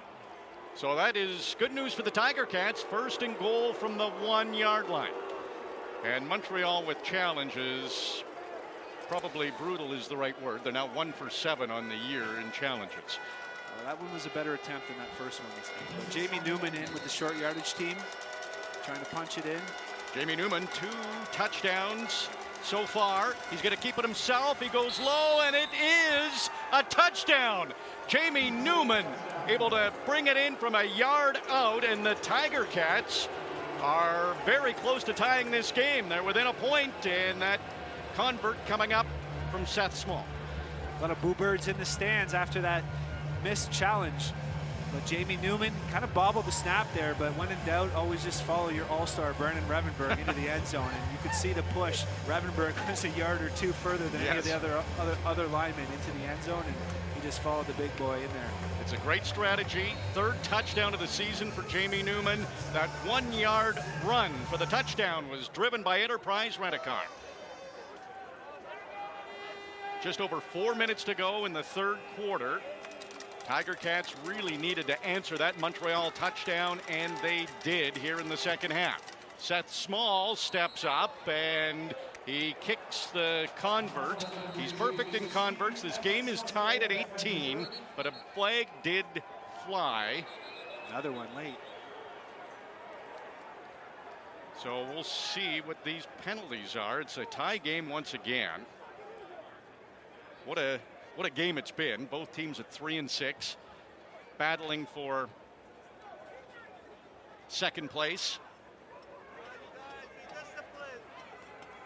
So the referee's talking to Hamilton, meaning that they have the option here, but there was also a late flag about 15 seconds after the play, which has got to be some kind of personal foul. So Al Bradbury just discussing with the other officials what the call is. And he looks like he's ready. He's been a busy guy in the second half. 3:56 to go in the third quarter. Tiger Cats with a touchdown from Jamie Newman from a yard out tied this game at 18. And now we're just waiting the penalty calls. Coach O going down the sideline talking to the receivers. It's funny how a penalty, which seems like a long time ago, led to that touchdown drive. It was second and 26, third and 20, and they get the roughing the kicker penalty on Michael Domangala, and that turns into a touchdown drive. Similar thing happened in the first half that led to a missed opportunity for a touchdown, but down to the 2-yard line. You're right, Andy. That drive was basically done for the Tiger Cats. They were punting, and a couple of penalties later, and they tied the game. It's almost like a penalty has more momentum shift, or a turnover, a penalty has more momentum shift than just a play for 20 yards or 15 yards. It's it's like another life or something. Yeah, well, absolutely. And two big penalties. Roughing the kicker and a pass interference. We're going to take a break. Late in the third quarter, it's tied between Montreal and the Tiger Cats at 18 apiece. We'll be right back on the Ticats Audio Network. This week on the Ticats Audio Network.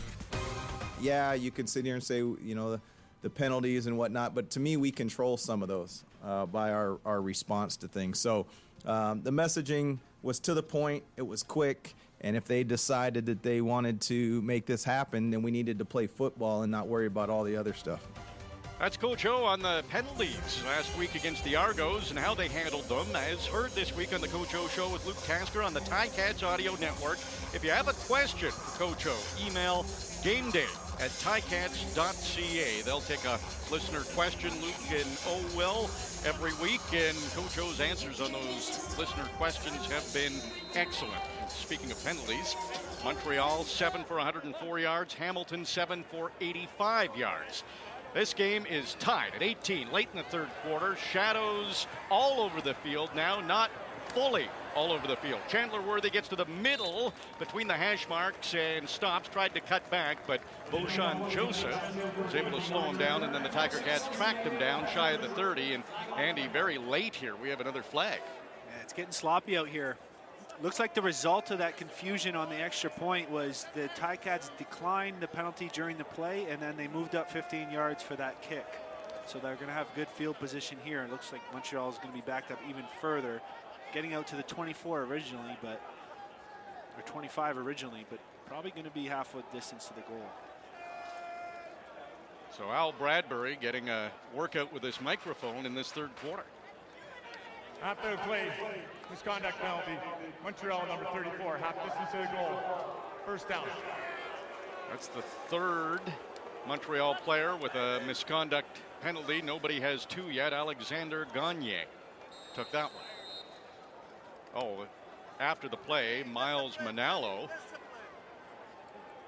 had his helmet knocked off by Gagne. Thought he got away with it. Official was right there and threw the flag. So Montreal has to start this drive from their own 12. Play action to Fletcher. The throw goes to Julian Grant, and another reception to Keon Julian Grant. And he'll take that close to the 25-yard line. It is a first down for Montreal. Such an important play to get out of their own end zone. And good decision by Trevor Harris. Just too soft to coverage over by the sideline on his right side. So it takes the easy throw and catch to get up on the sideline for a first down. Trevor Harris, 231 yards passing. Matt Schultz, 218 yards passing. First and 10, Montreal from their own 24. Trevor Harris ran to his left, and he was under pressure. Throws and completes the pass to Eugene Lewis, who is running to the left side of the field. It's another first down for Montreal, and all of a sudden, they started from their own 12, Andy, in a couple of plays, and they're putting a scare into midfield here. Impressive football play there. The Tiger Cats were all over Trevor Harris, and he did a quick set and threw a strike to Eugene Lewis, who made a strong catch with his hands only because Cariel Brooks was all over him on that. Eugene Lewis had a big second half against the Tiger Cats in their first meeting. Now on the Montreal 36, Trevor Harris wanted to throw to his right, nobody there. Then he pump fakes to his left. Now he's back to his right as he scrambled that direction, and it's over the head of Mayala. He might have just been throwing that one away. Good coverage there by the Ticats. Made Trevor look to his right, then look to his left, then back to his right, and then throw it away. So not quite a coverage sack, but as close as you can get. Smart for Harris. He was sacked 5 times by the Tiger Cats in their last meeting. So that's something that the Alouettes addressed coming into this game, and there hasn't been that massive pressure on Trevor Harris. He's been able to get rid of the ball quickly. Second and 10, Montreal on their own 36. Ball snapped in the sunshine. Harris a couple of steps back, and he's in the shadows. Passes, and that one's nearly picked off. That was tight coverage again, intended for Mayala. It's incomplete, and Montreal's punt team comes on the field. Oh, dangerous throw there. Fortunate for Trevor Harris and the Alouette offense to be able to punt the ball. He kind of just threw up a little floater off his back foot into triple coverage. Cariel Brooks as well, one of the best ball hawks for the Ticats in recent history. Yeah, he had that one, Andy. Cariel Brooks, he was ready to make that catch, and actually Mayala turned into the DB there and was able to reach up and knock the ball away. So he went from receiver to DB to allow Montreal to punt the ball and prevent Brooks from getting an interception. This is a short kick. It bounces at about the 40, and Lawrence Woods waits at the 30 for it, takes a couple of steps forward, and that's all he's going to get on the return. With a minute and a half to go in the third quarter, there is a flag. It looked like Montreal was pretty close to Lawrence Woods when he touched that football. Just flags everywhere. Yeah, there has been a lot. Former Ticat player Brian Archibald, who is the special teams coordinator for Montreal, is having gonna have a rough few meetings here after this game. The special teams penalties have been killing them. 2 roughing the kicker penalties on Montreal in this game. The last one kept the drive alive for the Tiger Cats, and they ended up scoring a touchdown. It's tied at 18, late in the third quarter. Hamilton had that big fourth quarter against Toronto last week, outscored the Argonauts 17-3. They'll try to build on that. This is another close game. These two teams at 3-6, both coming off victories, both looking for their first winning streak of the season. Matt Schultz, 21 for 29 in the game. 218 yards passing. He's thrown for a touchdown, has not turned the ball over. Hamilton starting from their own 46. Pump fake, pressures on. Schultz escapes that. Rolls to his left, makes the pass. It's complete. Tim White in a foot race, and he's beating the Alouettes. Now cuts to the middle, breaks another tackle. The 5, touchdown, Tiger Cats! Tim White, his second of the game, and the Tiger Cats are ahead again. Matthew Schultz, Houdini, the disappearing act. He was swallowed up in the backfield, somehow spun out of it, and had the sense to keep his eyes downfield, throw a strike to Tim White, and he just did the rest, running, zigzagging all the way down the field, making his defenders miss. Oh boy, what a play. White outruns Williams, cuts to the middle. Dequoy couldn't catch Tim White in time. It's a 64-yard touchdown driven by Enterprise Rent-A-Car. Tim White took 48 of those 64 yards after the catch. He has 131 yards receiving in this game, 2 touchdowns. He's tied for the team lead with Stephen Dunbar Jr. with 5 touchdowns. It's a massive game for Tim White. And it's 25-18 for the Tiger Cats. Well, we talked about Tim White kind of motivating himself to play a little bit better, to have bigger games, but you got to give credit to Matthew Schultz here. I mean, he just spun out of that and had the sense to keep his eyes downfield. When he came into camp this year, you ever seen the movie Remember the Titans? Yes. Sunshine. that's what Matthew Schultz reminded me of. He had the long hair, he's a tall, good-looking guy, you know, very cool, but quiet, and he just continues to impress. I love this guy. Well, opportunity. Dane Evans with an injury, and Matt Schultz did enough to lead the Tiger Cats to victory last week. This week, putting up much bigger numbers.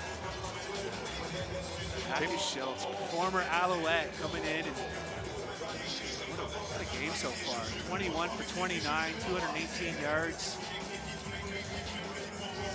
Tim White, 131 yards receiving for the second time this season. He had that amount June 18th against Calgary, and there's still a quarter to go. We're still in the third quarter. Chandler Worthy forced out of bounds just shy of the 25-yard line. And there is another flag on the play. There's only 31 seconds to go in the third quarter. But the second half is good for the Tiger Cats. Alouettes scored first in the second half, but the Tiger Cats have scored 2 touchdowns since and lead 25-18. Byron Outrabout's getting more FaceTime this game than probably has in his whole career. Not in a good way. Major foul, unnecessary roughness, Montreal, number 41, 15-yard penalty, first down. Wow, all seem to be costly penalties that Montreal's taking. Well, all things considered, though, it's only a 7-point game. Seems like the Ticats have been playing better on offense and defense and have all these penalties. But Montreal's still hanging in there. 1-score game. So 31 seconds to go in the third quarter.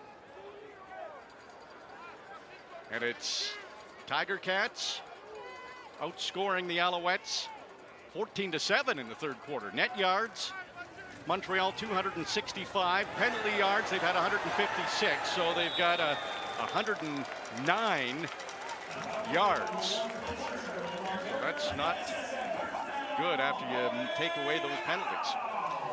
Well, fortunately, they've done a good job of getting out of their own end zone both these last 2 drives. They're backed up on their own 10 and got a quick 15-yard gain on a run play against this Ticat defense that we've been talking so much about, the rush defense. So good start for the Montreal offense here. Walter Fletcher, that 15-yard run. This will be the last play of the third quarter.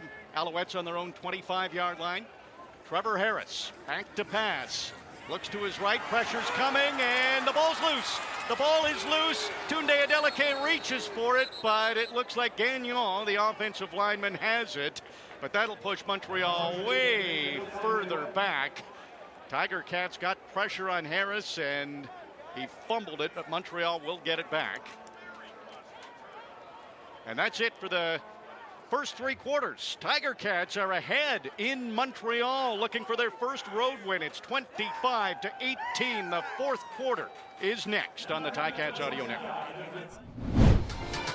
Thank you, Jovan Santos Knox, leading the Tiger Cats with 6 tackles in this game. RJ Broadhead with Andy Fantuz. Andy, we're through 3 quarters, and the Tiger Cats lead 25-18. It comes down to a fourth quarter again. It certainly does. The Teddy Laurent, the Montreal native, with his 50th sack, causing a 2nd and 27. And Trevor Harris rolls to his right. The ball was caught by Eugene Lewis, and somehow he was able to stay in bounds right in front of that Montreal sideline. I didn't think he was able to. And they're looking at that first down marker. This is closer than I thought the Alouettes would get, Andy. Yeah, 3rd and 6, so it looks like they're still going to have to punt. But still important for field position to get a 21-yard pickup when you're backed up in your own end zone. Yes. Zima would have been punting from his own end zone. Instead, he's standing on his 15-yard line. Zima's punt, it's a high one. It'll bounce at the 40. And Lawrence Woods picks it up at his own 30, and he'll get back to close to the 40-yard line. The Alouettes have done a good job on Lawrence Woods in this game. Yeah, both teams, they haven't seen a lot of that punt return magic that we've seen all year long, and you got to give the punter a lot of credit. He's been putting that ball between the numbers and the sideline, that money zone as they call it, and it's tough to beat 12 defenders plus the sideline. Early in the fourth quarter, Tiger Cats leading the Alouettes by a touchdown. And Matthew Schultz brings the offense on the field, and he'll start this one under center. Pitches it back to Don Jackson, who is running to his left, and he gets to the outside, across the 50, close to midfield. It's a good run from Don Jackson on that pitch, and there is a flag. Yeah, it looks like holding on the receiver there. Keandre Smith, I believe. Holding, Hamilton, number 1. 10-yard penalty remains, first down. So Don Jackson was able to get to the outside, but he was helped. So that will bring the Tiger Cats back. It's now 1st and 20 from their own 31-yard line. Field almost in shadow, but it's still hot in Montreal with the humidity. Feels like 37 degrees. Hot for the players. It's important here to not try to pick up the entire first down with one play. Get a nice chunk, 8 yards or so. Unger and Durant in motion, running to the left of Matthew Schultz. He goes over the middle to his favorite target in this game, Tim White, and Tim White tries to make something happen. Last 4 completions have all gone to Tim White, but he doesn't get a lot here, maybe a yard after all that running. As soon as he caught the ball, he ran into Coulter Woodmansey downfield and didn't know really where to go. And by that time, all the Montreal defenders were converging on him. Nowhere to run. So 2nd and 19. Make sure you reserve the right to punt. Tiger Cats on their own 32-yard line. 3 receivers to the left of Matthew Schultz. Empty backfield. Schultz looking for those 19 yards, and he's throwing deep. He's got a receiver. It's Tim White. Oh, and he got turned around, tried to catch it over his shoulder, and came very close. Couldn't do it, though. It's incomplete. Brings back memories of Luke Tasker making a catch just like that here in Montreal at McGill Stadium, where you're just completely twisted around, trying to track the ball from your left side all the way over top of you to your right, outstretching, diving to the right side. Just a near impossible catch that he almost made. Yeah, he got his hands on it somehow and actually got up and made that sign about an inch. I just missed it. So it's a punting situation for the Tiger Cats, leading by 7. We're in the fourth quarter now. Tiger Cats going from left to right. Michael Damagala up to his own 20 as he steps into this punt. No Alouettes near him this time. They've taken 2 roughing the kicker penalties, and this is fumbled by Worthy. It goes right to Lawrence Woods, who was the first man down there. So Lawrence Woods picks up the fumble, but there's a flag on the field, and Woods gets up and stares at him. Number 37, 15-yard penalty, first down. That was a close one also. And Lawrence Woods is counting the yard lines. He doesn't think he was within 5 yards. So that would have been a massive turnover had the Tiger Cats gotten it. Fourth quarter, early on in the fourth, it's 25-18. Tiger Cats lead. We'll be right back on the Ticats Audio Network. Ticats in Montreal looking for their first road win of the year. I'm RJ Broadhead with Andy Fantuz. Another good game. They've all been exciting this year. Tiger Cats are leading in the fourth quarter, 25-18. There's 12:24 to go. And the Alouettes begin this drive from their own 54 after the no yards penalty on Lawrence Woods, who's too fast sometimes. He got inside that radius of 5 yards, and it was Worthy who fumbled it. But the Alouettes, because of the penalty, keep the ball. Big hit thrown by Kyle Wilson, and maybe a yard gain on that run. Hit him so hard he lost his own helmet there, Kyle Wilson. But good job by the Ticats run defense, after giving up a few chunk yards, really stuffing it on first down to bring up 2nd and long. Teams have combined for 261 penalty yards, a lot of those coming in the third quarter. right from midfield. 2nd and 9 here for the Alouettes. Trevor Harris throws to his right, and Eugene Lewis almost caught that. That would have been a one-handed grab. Could not come up with it, or did he? The official is saying that's a catch, and Eugene Lewis is saying that's a first down, and Cam Kelly, who was right there, can't believe it. How did he catch that? What a strange play. It looked like the receiver was offside, and then he was bobbling it out of bounds.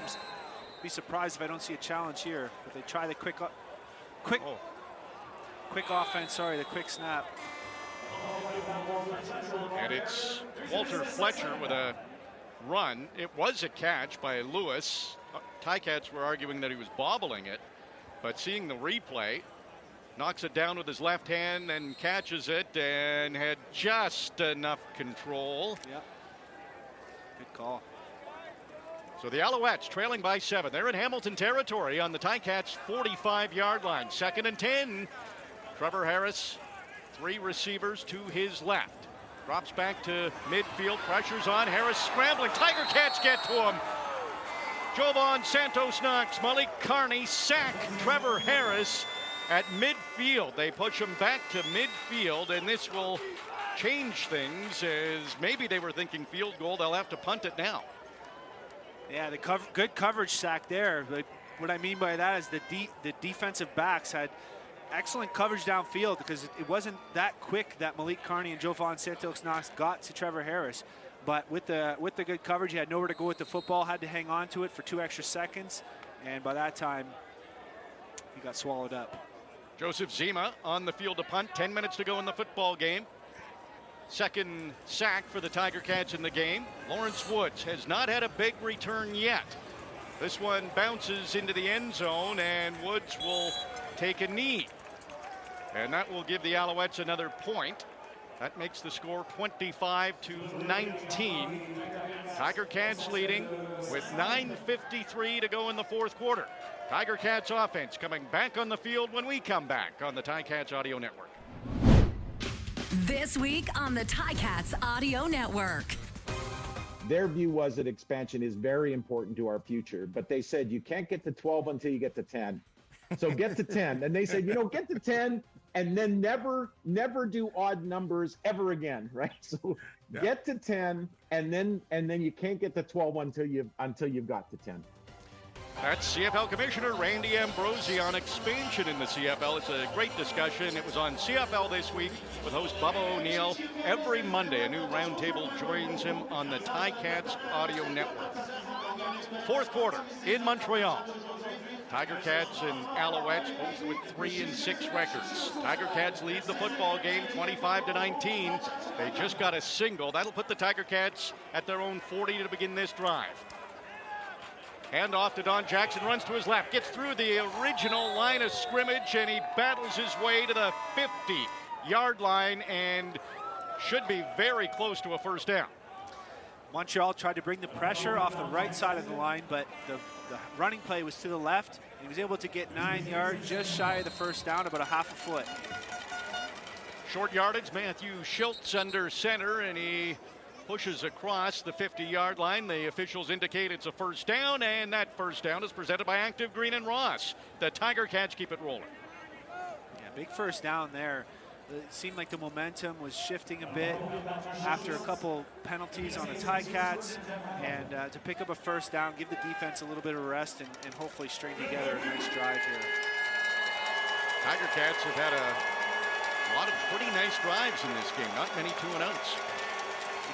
Yeah, just 1 2-and-out so far this game. We talked about that earlier. They were the worst in the league coming into the game. Neither team really has had too many. True. Hamilton on their own 51. Oh, and this snap has forced Schultz way back, and he can't get rid of the football. And this will push the Tiger Cats all the way back to their own 30-yard line, or very close to that. Maybe they'll say Schultz was down on the 32, but this is not good for the Tiger Cats to keep this drive going. Jeez. One thing guaranteed in life and football, adversity. just when you think you have something going, just a bit of an errant snap with a center who's not normally, snapping the ball. So that injury comes into play of Alex Fontana. Schultz could have maybe got it, but it was a bit high and left, and definitely had some heat on it. Loss of 19 yards. Coulter Woodmansey in at center. He's had to come into that position in this game after Fontana got hurt. 2nd and 29 for the Tiger Cats from their own 32. Schultz, he'll just do a short pass, and now it's up to Don Jackson to make something happen.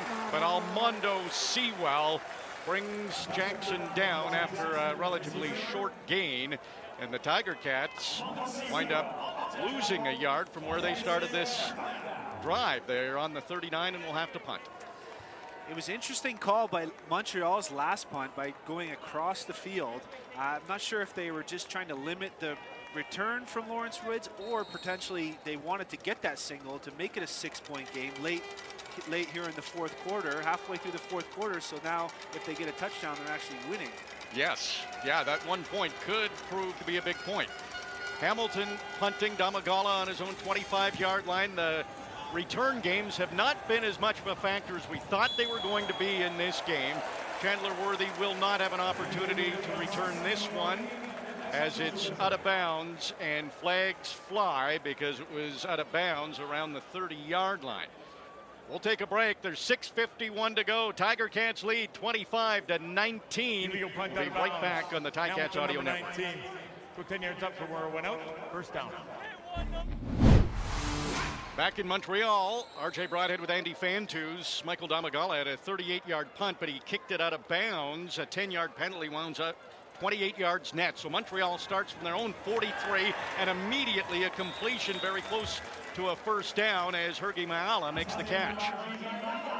Good quick decision by Trevor Harris there, taking the short slant to his right side. Just a little too loose a coverage there on first down by Hamilton defense.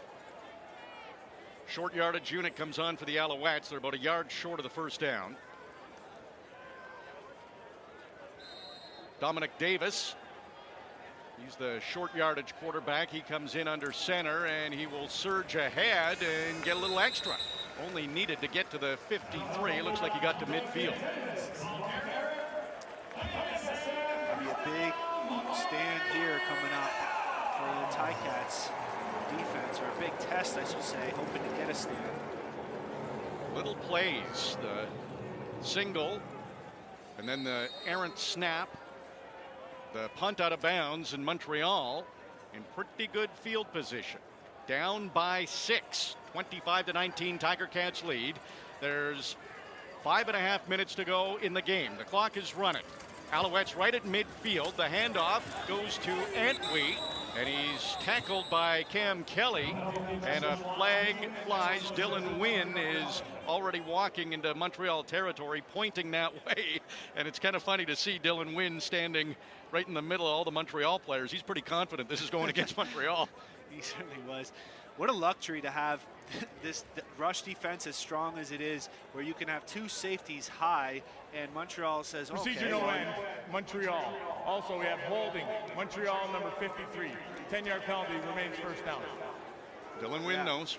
Yeah, you have the defensive backs high in the zone coverage, so Montreal runs the ball like they probably should against short numbers in the box, but yet the run didn't go anywhere, and there was a holding penalty. So Alouettes had it up to midfield. Now they're back to their own 45. Trevor Harris back at quarterback, 4 receivers to the wide side of the field. That's the left, and that's where Trevor Harris is looking, and that's where he's throwing, and he completes it to Jake Winicky, who gets across midfield. That will be pretty close to the original line of scrimmage.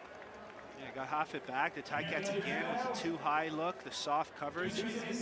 Last week they did a lot of cover zero, a lot of pressure from Mark Washington's defense. We're not seeing much blitzing at all this game. Just relying on that front four to get pressure. Big stop for the Tiger Cats defense. They need one here. 2nd and 10. Alouettes right at midfield. Tiger Cats lead the game by 6, and there's just over 4.5 to go in the game. Trevor Harris back to pass, throws to his right. Wide open receiver. Keon Julian Grant tries to cut to the middle, and he is tackled just inside the Hamilton 50, but he needed to get to the 45, and he's going to be short. So it's 3rd down for Montreal. Yeah, keeping the receivers in front of you and rallying up to the football. Mark Washington knowing it's 2nd and 10. It's okay if he gets 6 or 7. You don't want to give him 8 or 9 at this point in the field so that they have a chance to go for it. Looks like the punt team's coming out for the Ticats to get a chance to put a few first downs together and drain this clock. Interesting, Andy. I thought I heard a few boos. Maybe they wanted to try for a really long field goal. It's 3rd and 2, or maybe they wanted the offense to try to get those 2 yards. Anyway, the punt team's on Zima. We'll kick this up high in the air. Pretty well placed right at the 10 on the field. Lawrence Woods picks it up, tries to run to the outside and got to the 15, maybe the 16-yard line before the Alouettes force him out of bounds, and the Tiger Cats will start this drive from fairly deep in their own end. I agree with the decision from the Montreal coaching staff. You don't want to give the Ticats the ball at midfield like that and a chance to just put 2 first downs together and kick a field goal to make it a 2-score game. Your defense has been playing well. The Ticats have been hurting themselves with some penalties and missed snaps, some errant plays. So put them deep and let your defense go out there, and which is the strength of your team. Lawrence Woods, shocking 4 punt returns, just 23 yards total. Matthew Schultz comes under center. Coulter Woodmansey in at center, and Don Jackson gets the handoff, breaks a tackle, continues to try to run to the outside, but he couldn't get past Jones, and it was a lot of running for Don Jackson, but not a lot of positive yards. Had he got past Jones, though, that would have been big. Yeah, another spin move as soon as he got the ball. Nick Usher was in the backfield, and he had to spin away from him. And then almost got past Jones there, like you said, on the outside, and broke contain, and who knows, he might still be running right now. This is the worst starting field position of the game for the Tiger Cats, and it's late in the 4th quarter. It's 2nd and 10. There was no gain on that Don Jackson run. Hamilton on their own 15-yard line. And the flag flies. Might have been a hard count by Matt Schultz. Hamilton, number 18. A 5-yard penalty. Still 2nd down. We're going to 3-minute warning now. So the Tiger Cats were celebrating like they had forced Alouettes to go offside, but it's a time count. That'll push the Tiger Cats back even more. We're at the 3-minute warning. There's 2 minutes and 39 seconds to go in the game. Tiger Cats lead 25-19. Another exciting finish coming up on the Ticats Audio Network. Tiger Cats 2nd and 15. Matt Schultz back to pass. He's got Dunbar open. He can't come up with it. He got a hand on it, could not make the catch. It goes incomplete, and the Tiger Cats are going to have to punt from deep in their own end, and Montreal's going to have great field position. What a missed opportunity. Kind of a deep downfield pick play. You call it gin, which means a go and an in, and Tim White's ran his own defender into Stephen Dunbar Jr.'s defenders, who was wide open. He just couldn't come up with the tough catch. Michael Domagala standing parallel with the uprights in his own end zone. There's 2 minutes, 35 seconds to go.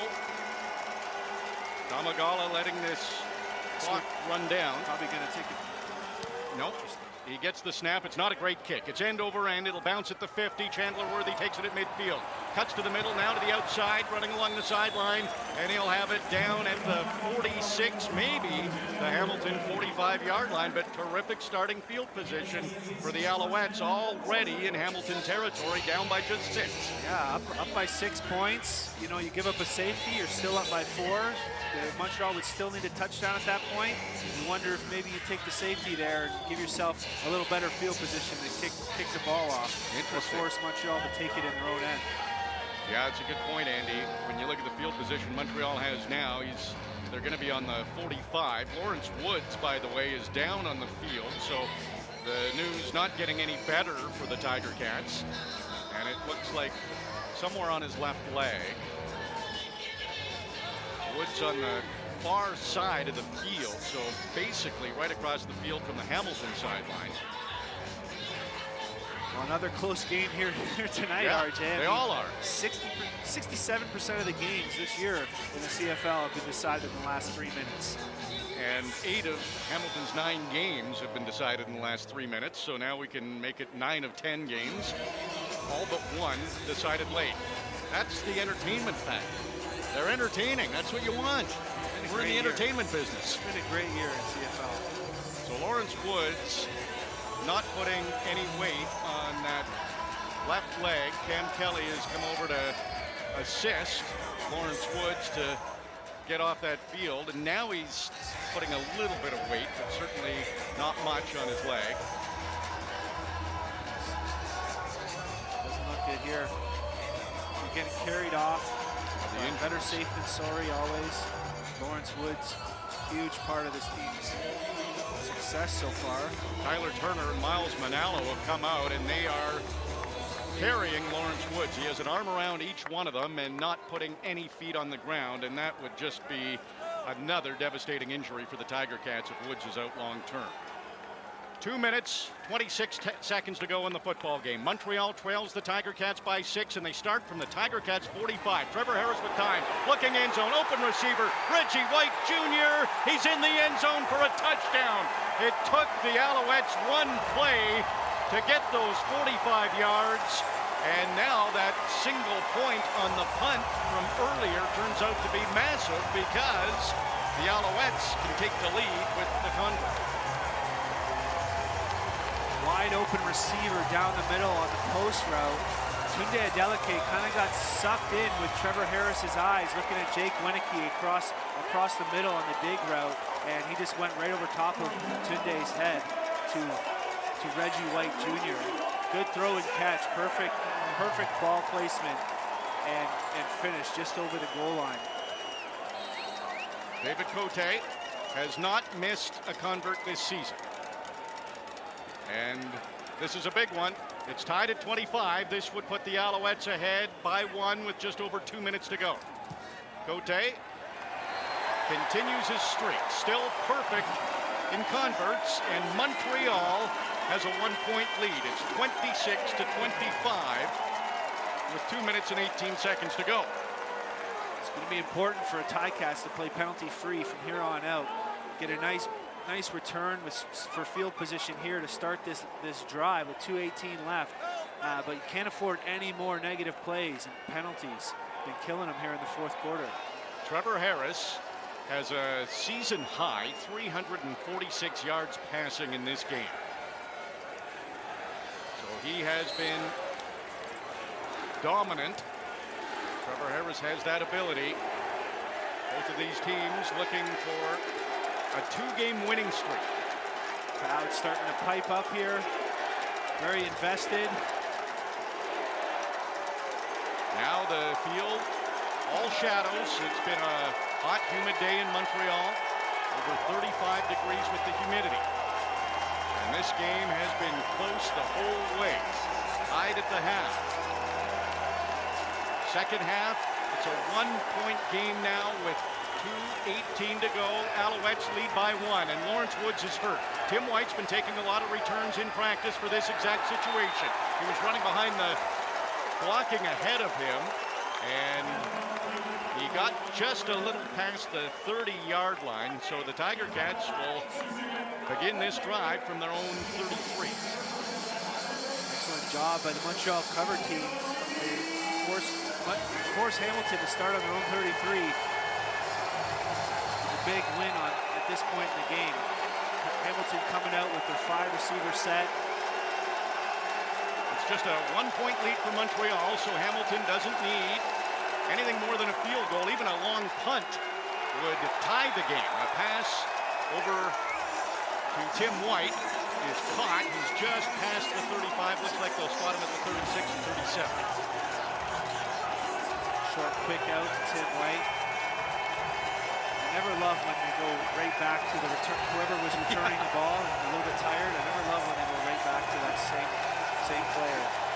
Tim White has been a reliable target, a favorite target of Matt Schultz. He's caught 9 passes in the game for 136 yards, and he has 2 touchdowns. Here's 2nd and 6. This is a big one for Hamilton. Now on their own 37, Schultz throws to his left. It is caught again by Tim White, and it is very close to the first down. He does have it, so the Tiger Cats keep it rolling with an active Green and Ross first down, and that's the 10th catch of the game for Tim White. Yeah, that was really, really impressive. He lost his shoe at the end. He was getting hit, twisting around. That was an impressive play by Tim White. Keep going there, man. Schultz has passed for over 300 yards. Fresh set of downs. Minute and a half to go in the game. The clock's running. Hamilton on their own 44-yard line. Schultz with an empty backfield. Looks to pass. Throws over the middle. And he was looking for Tim White again. Dequoy was able to break it up. It's incomplete. Needs a breather. Yeah. He's huffing and puffing. You can see it from way up here. But good play design there. Double ins from Tim White and Stephen Dunbar. Matthew took the inside player. He had a chance to make a big play. Just couldn't quite come up with it. Sometimes when you're fatigued, it's hard to really, finish that catch. Crowd loud in Montreal. Hamilton trying for their first road win. Trailed by 1. Minute 25 to go. There's a challenge. There's a challenge. And Coach O has thrown that red flag on the field. Not his longest challenge flag throw of the season. Coach O's been pretty good. 4 for 7 in Hamilton challenges. is challenging the previous play for defensive pass interference on their player number 12. It'll be reviewed. So this will be one to keep an eye on. Marc-Antoine Dequoy. Did he have a great pass breakup, or was it pass interference? I feel like O's had a few of these, Andy, and on pass interference, he's been pretty good. Had his left hand on White's kind of back left shoulder there, and if he was grabbing him, it's going to be an easy call to make. Hard to see from these angles. So the command center will take a look at this, and we're getting another replay. Really tough to tell from that angle, and this is an interesting challenge. You have to have faith in Orlando on these, as that was the position he played. Yeah, this is kind of bang. I don't know. You're not looking confident. It's worth a shot at this point in the game. Steinhauer, 49 career interceptions. This time he wants a challenge win. Still reviewing it, so it's definitely close. It was called incomplete on the field. And Hamilton is challenging pass interference. There's a minute 25 to go. Montreal leads by 1. Well, the referee mentioned number 12 on his microphone. I don't know if that was a mistake or maybe we're looking at a different matchup. Unless he was referring to Tim White. Oh, good call. And number 24 Thanks. is Dequoy. Looks like Al Bradbury is set. He's got the decision. Big moment in this game with a minute 25 to go. 1 point between these two teams. Montreal leads by that single point, and here's the call. After review, the ruling on the field stands. It's an incomplete pass. Second down, Hamilton is charged for timeout. Well, you kind of had a hunch that would be the call, Andy. I could tell by your reaction that would have been a tough one to overturn. Yeah, you can't really do much more than that. He's allowed to kind of put his hand just on him to know where he's at, but he didn't grab him at all. Dequoy didn't grab Tim White at all, so I'm not surprised that was not overturned. Coach O now 4 for 8 in challenges. Minute 25 to go. 2nd and 10. Hamilton on their own 44. Schultz under pressure. The ball is behind Lamar Durant. He reached back, got one hand on it, but could not make the catch. It's incomplete. That brings up 3rd and 10. Tiger Cats on their own 44, and they're going to go for it. Well, Montreal brought the pressure there, and as a receiver, you got to recognize that you're hot. You got to look a little earlier than you normally do. And Matthew Schultz is waiting on Lamar Durant to look, waiting until he couldn't wait anymore, and he threw it. And by the time Lamar looked, all he could do was put one hand back and touch the ball. Matthew Schultz, 3rd and 10. Tiger Cats need to convert this. Schultz, 3 receivers to his right. Schultz under pressure, has to leave the pocket. They've got a hand on him, breaks that. Schultz still on his feet, can't get away from all of that pressure. There's flags all over the place. Schultz brought down at around the Hamilton 35. And we'll see what these flags are, but a lot of times this is holding. It looked like they were trying that out route to the right side of formation once again, this time for Lamar Durant, but he got caught inside. Major foul. Horse collar tackle, Montreal number 12. Roll the regular point of scrimmage. Wow. Up 15. On that first down. Schultz was scrambling for so long that you kind of had a feeling it would be a holding call. Another huge penalty against Montreal. And now, Andy, this changes everything. Life. All Hamilton needs is a single point to tie the game. Tons of time left. Now it just methodically march down the field, just little chunks at a time. Field goal would put Tiger Cats in a good spot to win the game. Montreal, 14 penalties in this game, many of them costly. 176 yards in penalties. Montreal 51-yard line.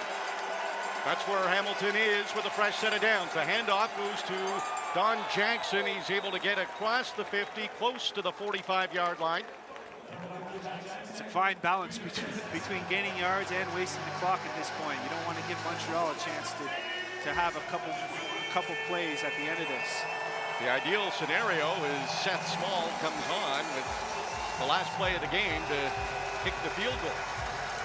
Now on the Montreal 46-yard line. There's under a minute to go. The clock is running. 2nd and 5 for the Tiger Cats. Matthew Schultz waves his right hand in the air, taps his right foot.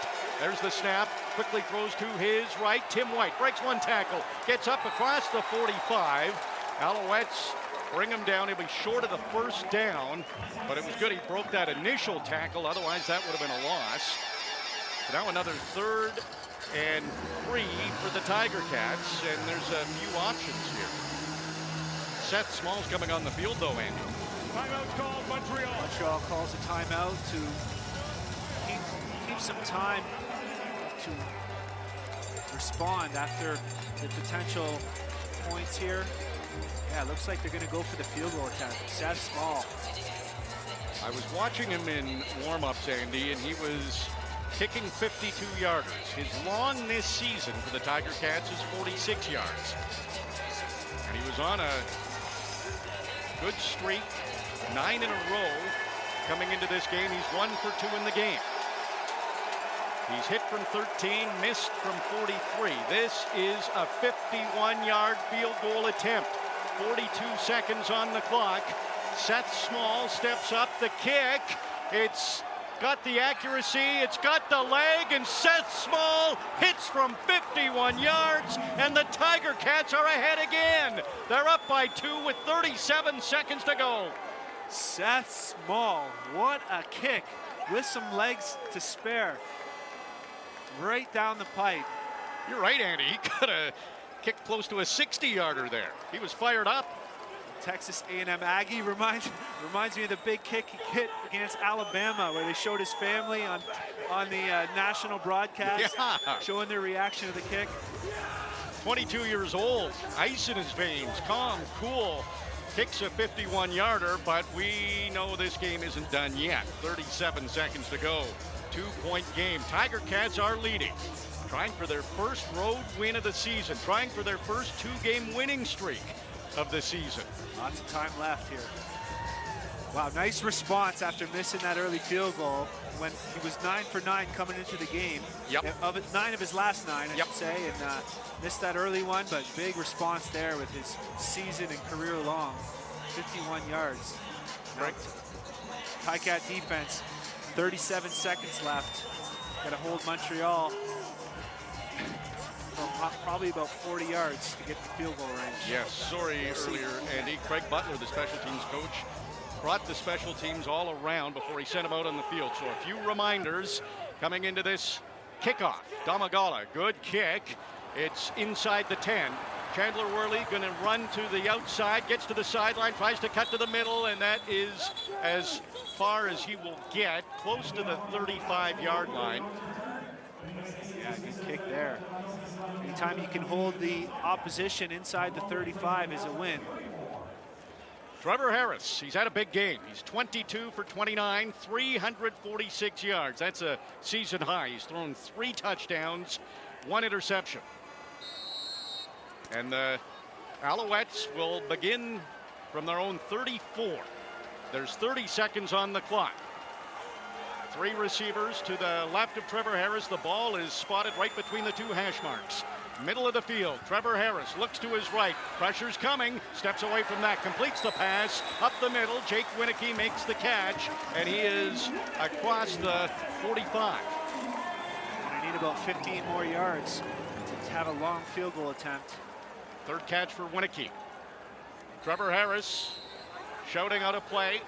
22 seconds. The clock is running. Trevor Harris throws again to the right. Another completion. It's Eugene Lewis. Breaks a tackle. 50, 45, down to the 40. Finally tackled there, but it's a big gain for Eugene Lewis. And Montreal is in field goal range. They're down to the 40-yard line. 14 seconds to go. Might be able to get another play or two. Trevor Harris, he'll hand this off. And it is maybe back to the line of scrimmage. Really no gain there. That was Fletcher with the carry. There's 8.8 seconds on the clock. And David Cote comes on the field to kick what might be a game-winning field goal, or at least attempt one. So Hamilton defense, a couple uncharacteristic missed tackles in the open field. Very costly. David Cote, 81.5 field goal percentage. That was 7th in the CFL among kickers coming into this game. This is a 48-yard field goal attempt. It would put Montreal ahead by 1. The snap, the hold, the kick, and it is good. Cote hits from 48 yards, and Montreal is up by 1. There's 0 on the clock. The game is over. Montreal wins on a field goal on the last play of the game, and they win by a point. Heartbreaking for the Tiger Cats. It certainly is. A game where you felt like Hamilton was in control the whole time. There was a lot of misfortunate penalties against Montreal that kind of flipped in the second half, and there was a few going against Hamilton, but one that you got to come away with the W. And just a heartbreak finish there for the Ticats to even up the season series and fall behind in the race in the East. So Montreal overtakes second place, now tied with Toronto with 4 wins in that East Division. Montreal, last 2 completions, had 20 yards after the catch. So really making things happen. Trevor Harris ends up with a huge game, and the Alouettes win 29-28. Soft coverage there in the last drive, just giving the receiver a little too much space to make a move and pick up extra yardage instead of just letting him catch it, tackle him, force them to have a couple more plays. Time now for the Access Storage recap of the game. Score a touchdown with affordable storage. Access Storage has flexible storage solutions at a store near you. Try 4 weeks free. Details at accessstorage.ca. So, Andy, it was a good game. The Tiger Cats had the lead. Where did you see this game turning in favor of Montreal? It's hard to really put a finger on it. It sort of happened gradually. They let Montreal hang around in that first half. It was tied at halftime. It was tied after the third quarter, if I'm not mistaken anyway. But it seemed like they should have had almost a double-digit lead, and they just let them hang around, and then Trevor Harris, just being Trevor Harris himself, just was able to pick that soft defense apart. I thought they should have kept pressure on both on Trevor and on the receivers, and just play Ticat football and not just play that prevent at the end of the game.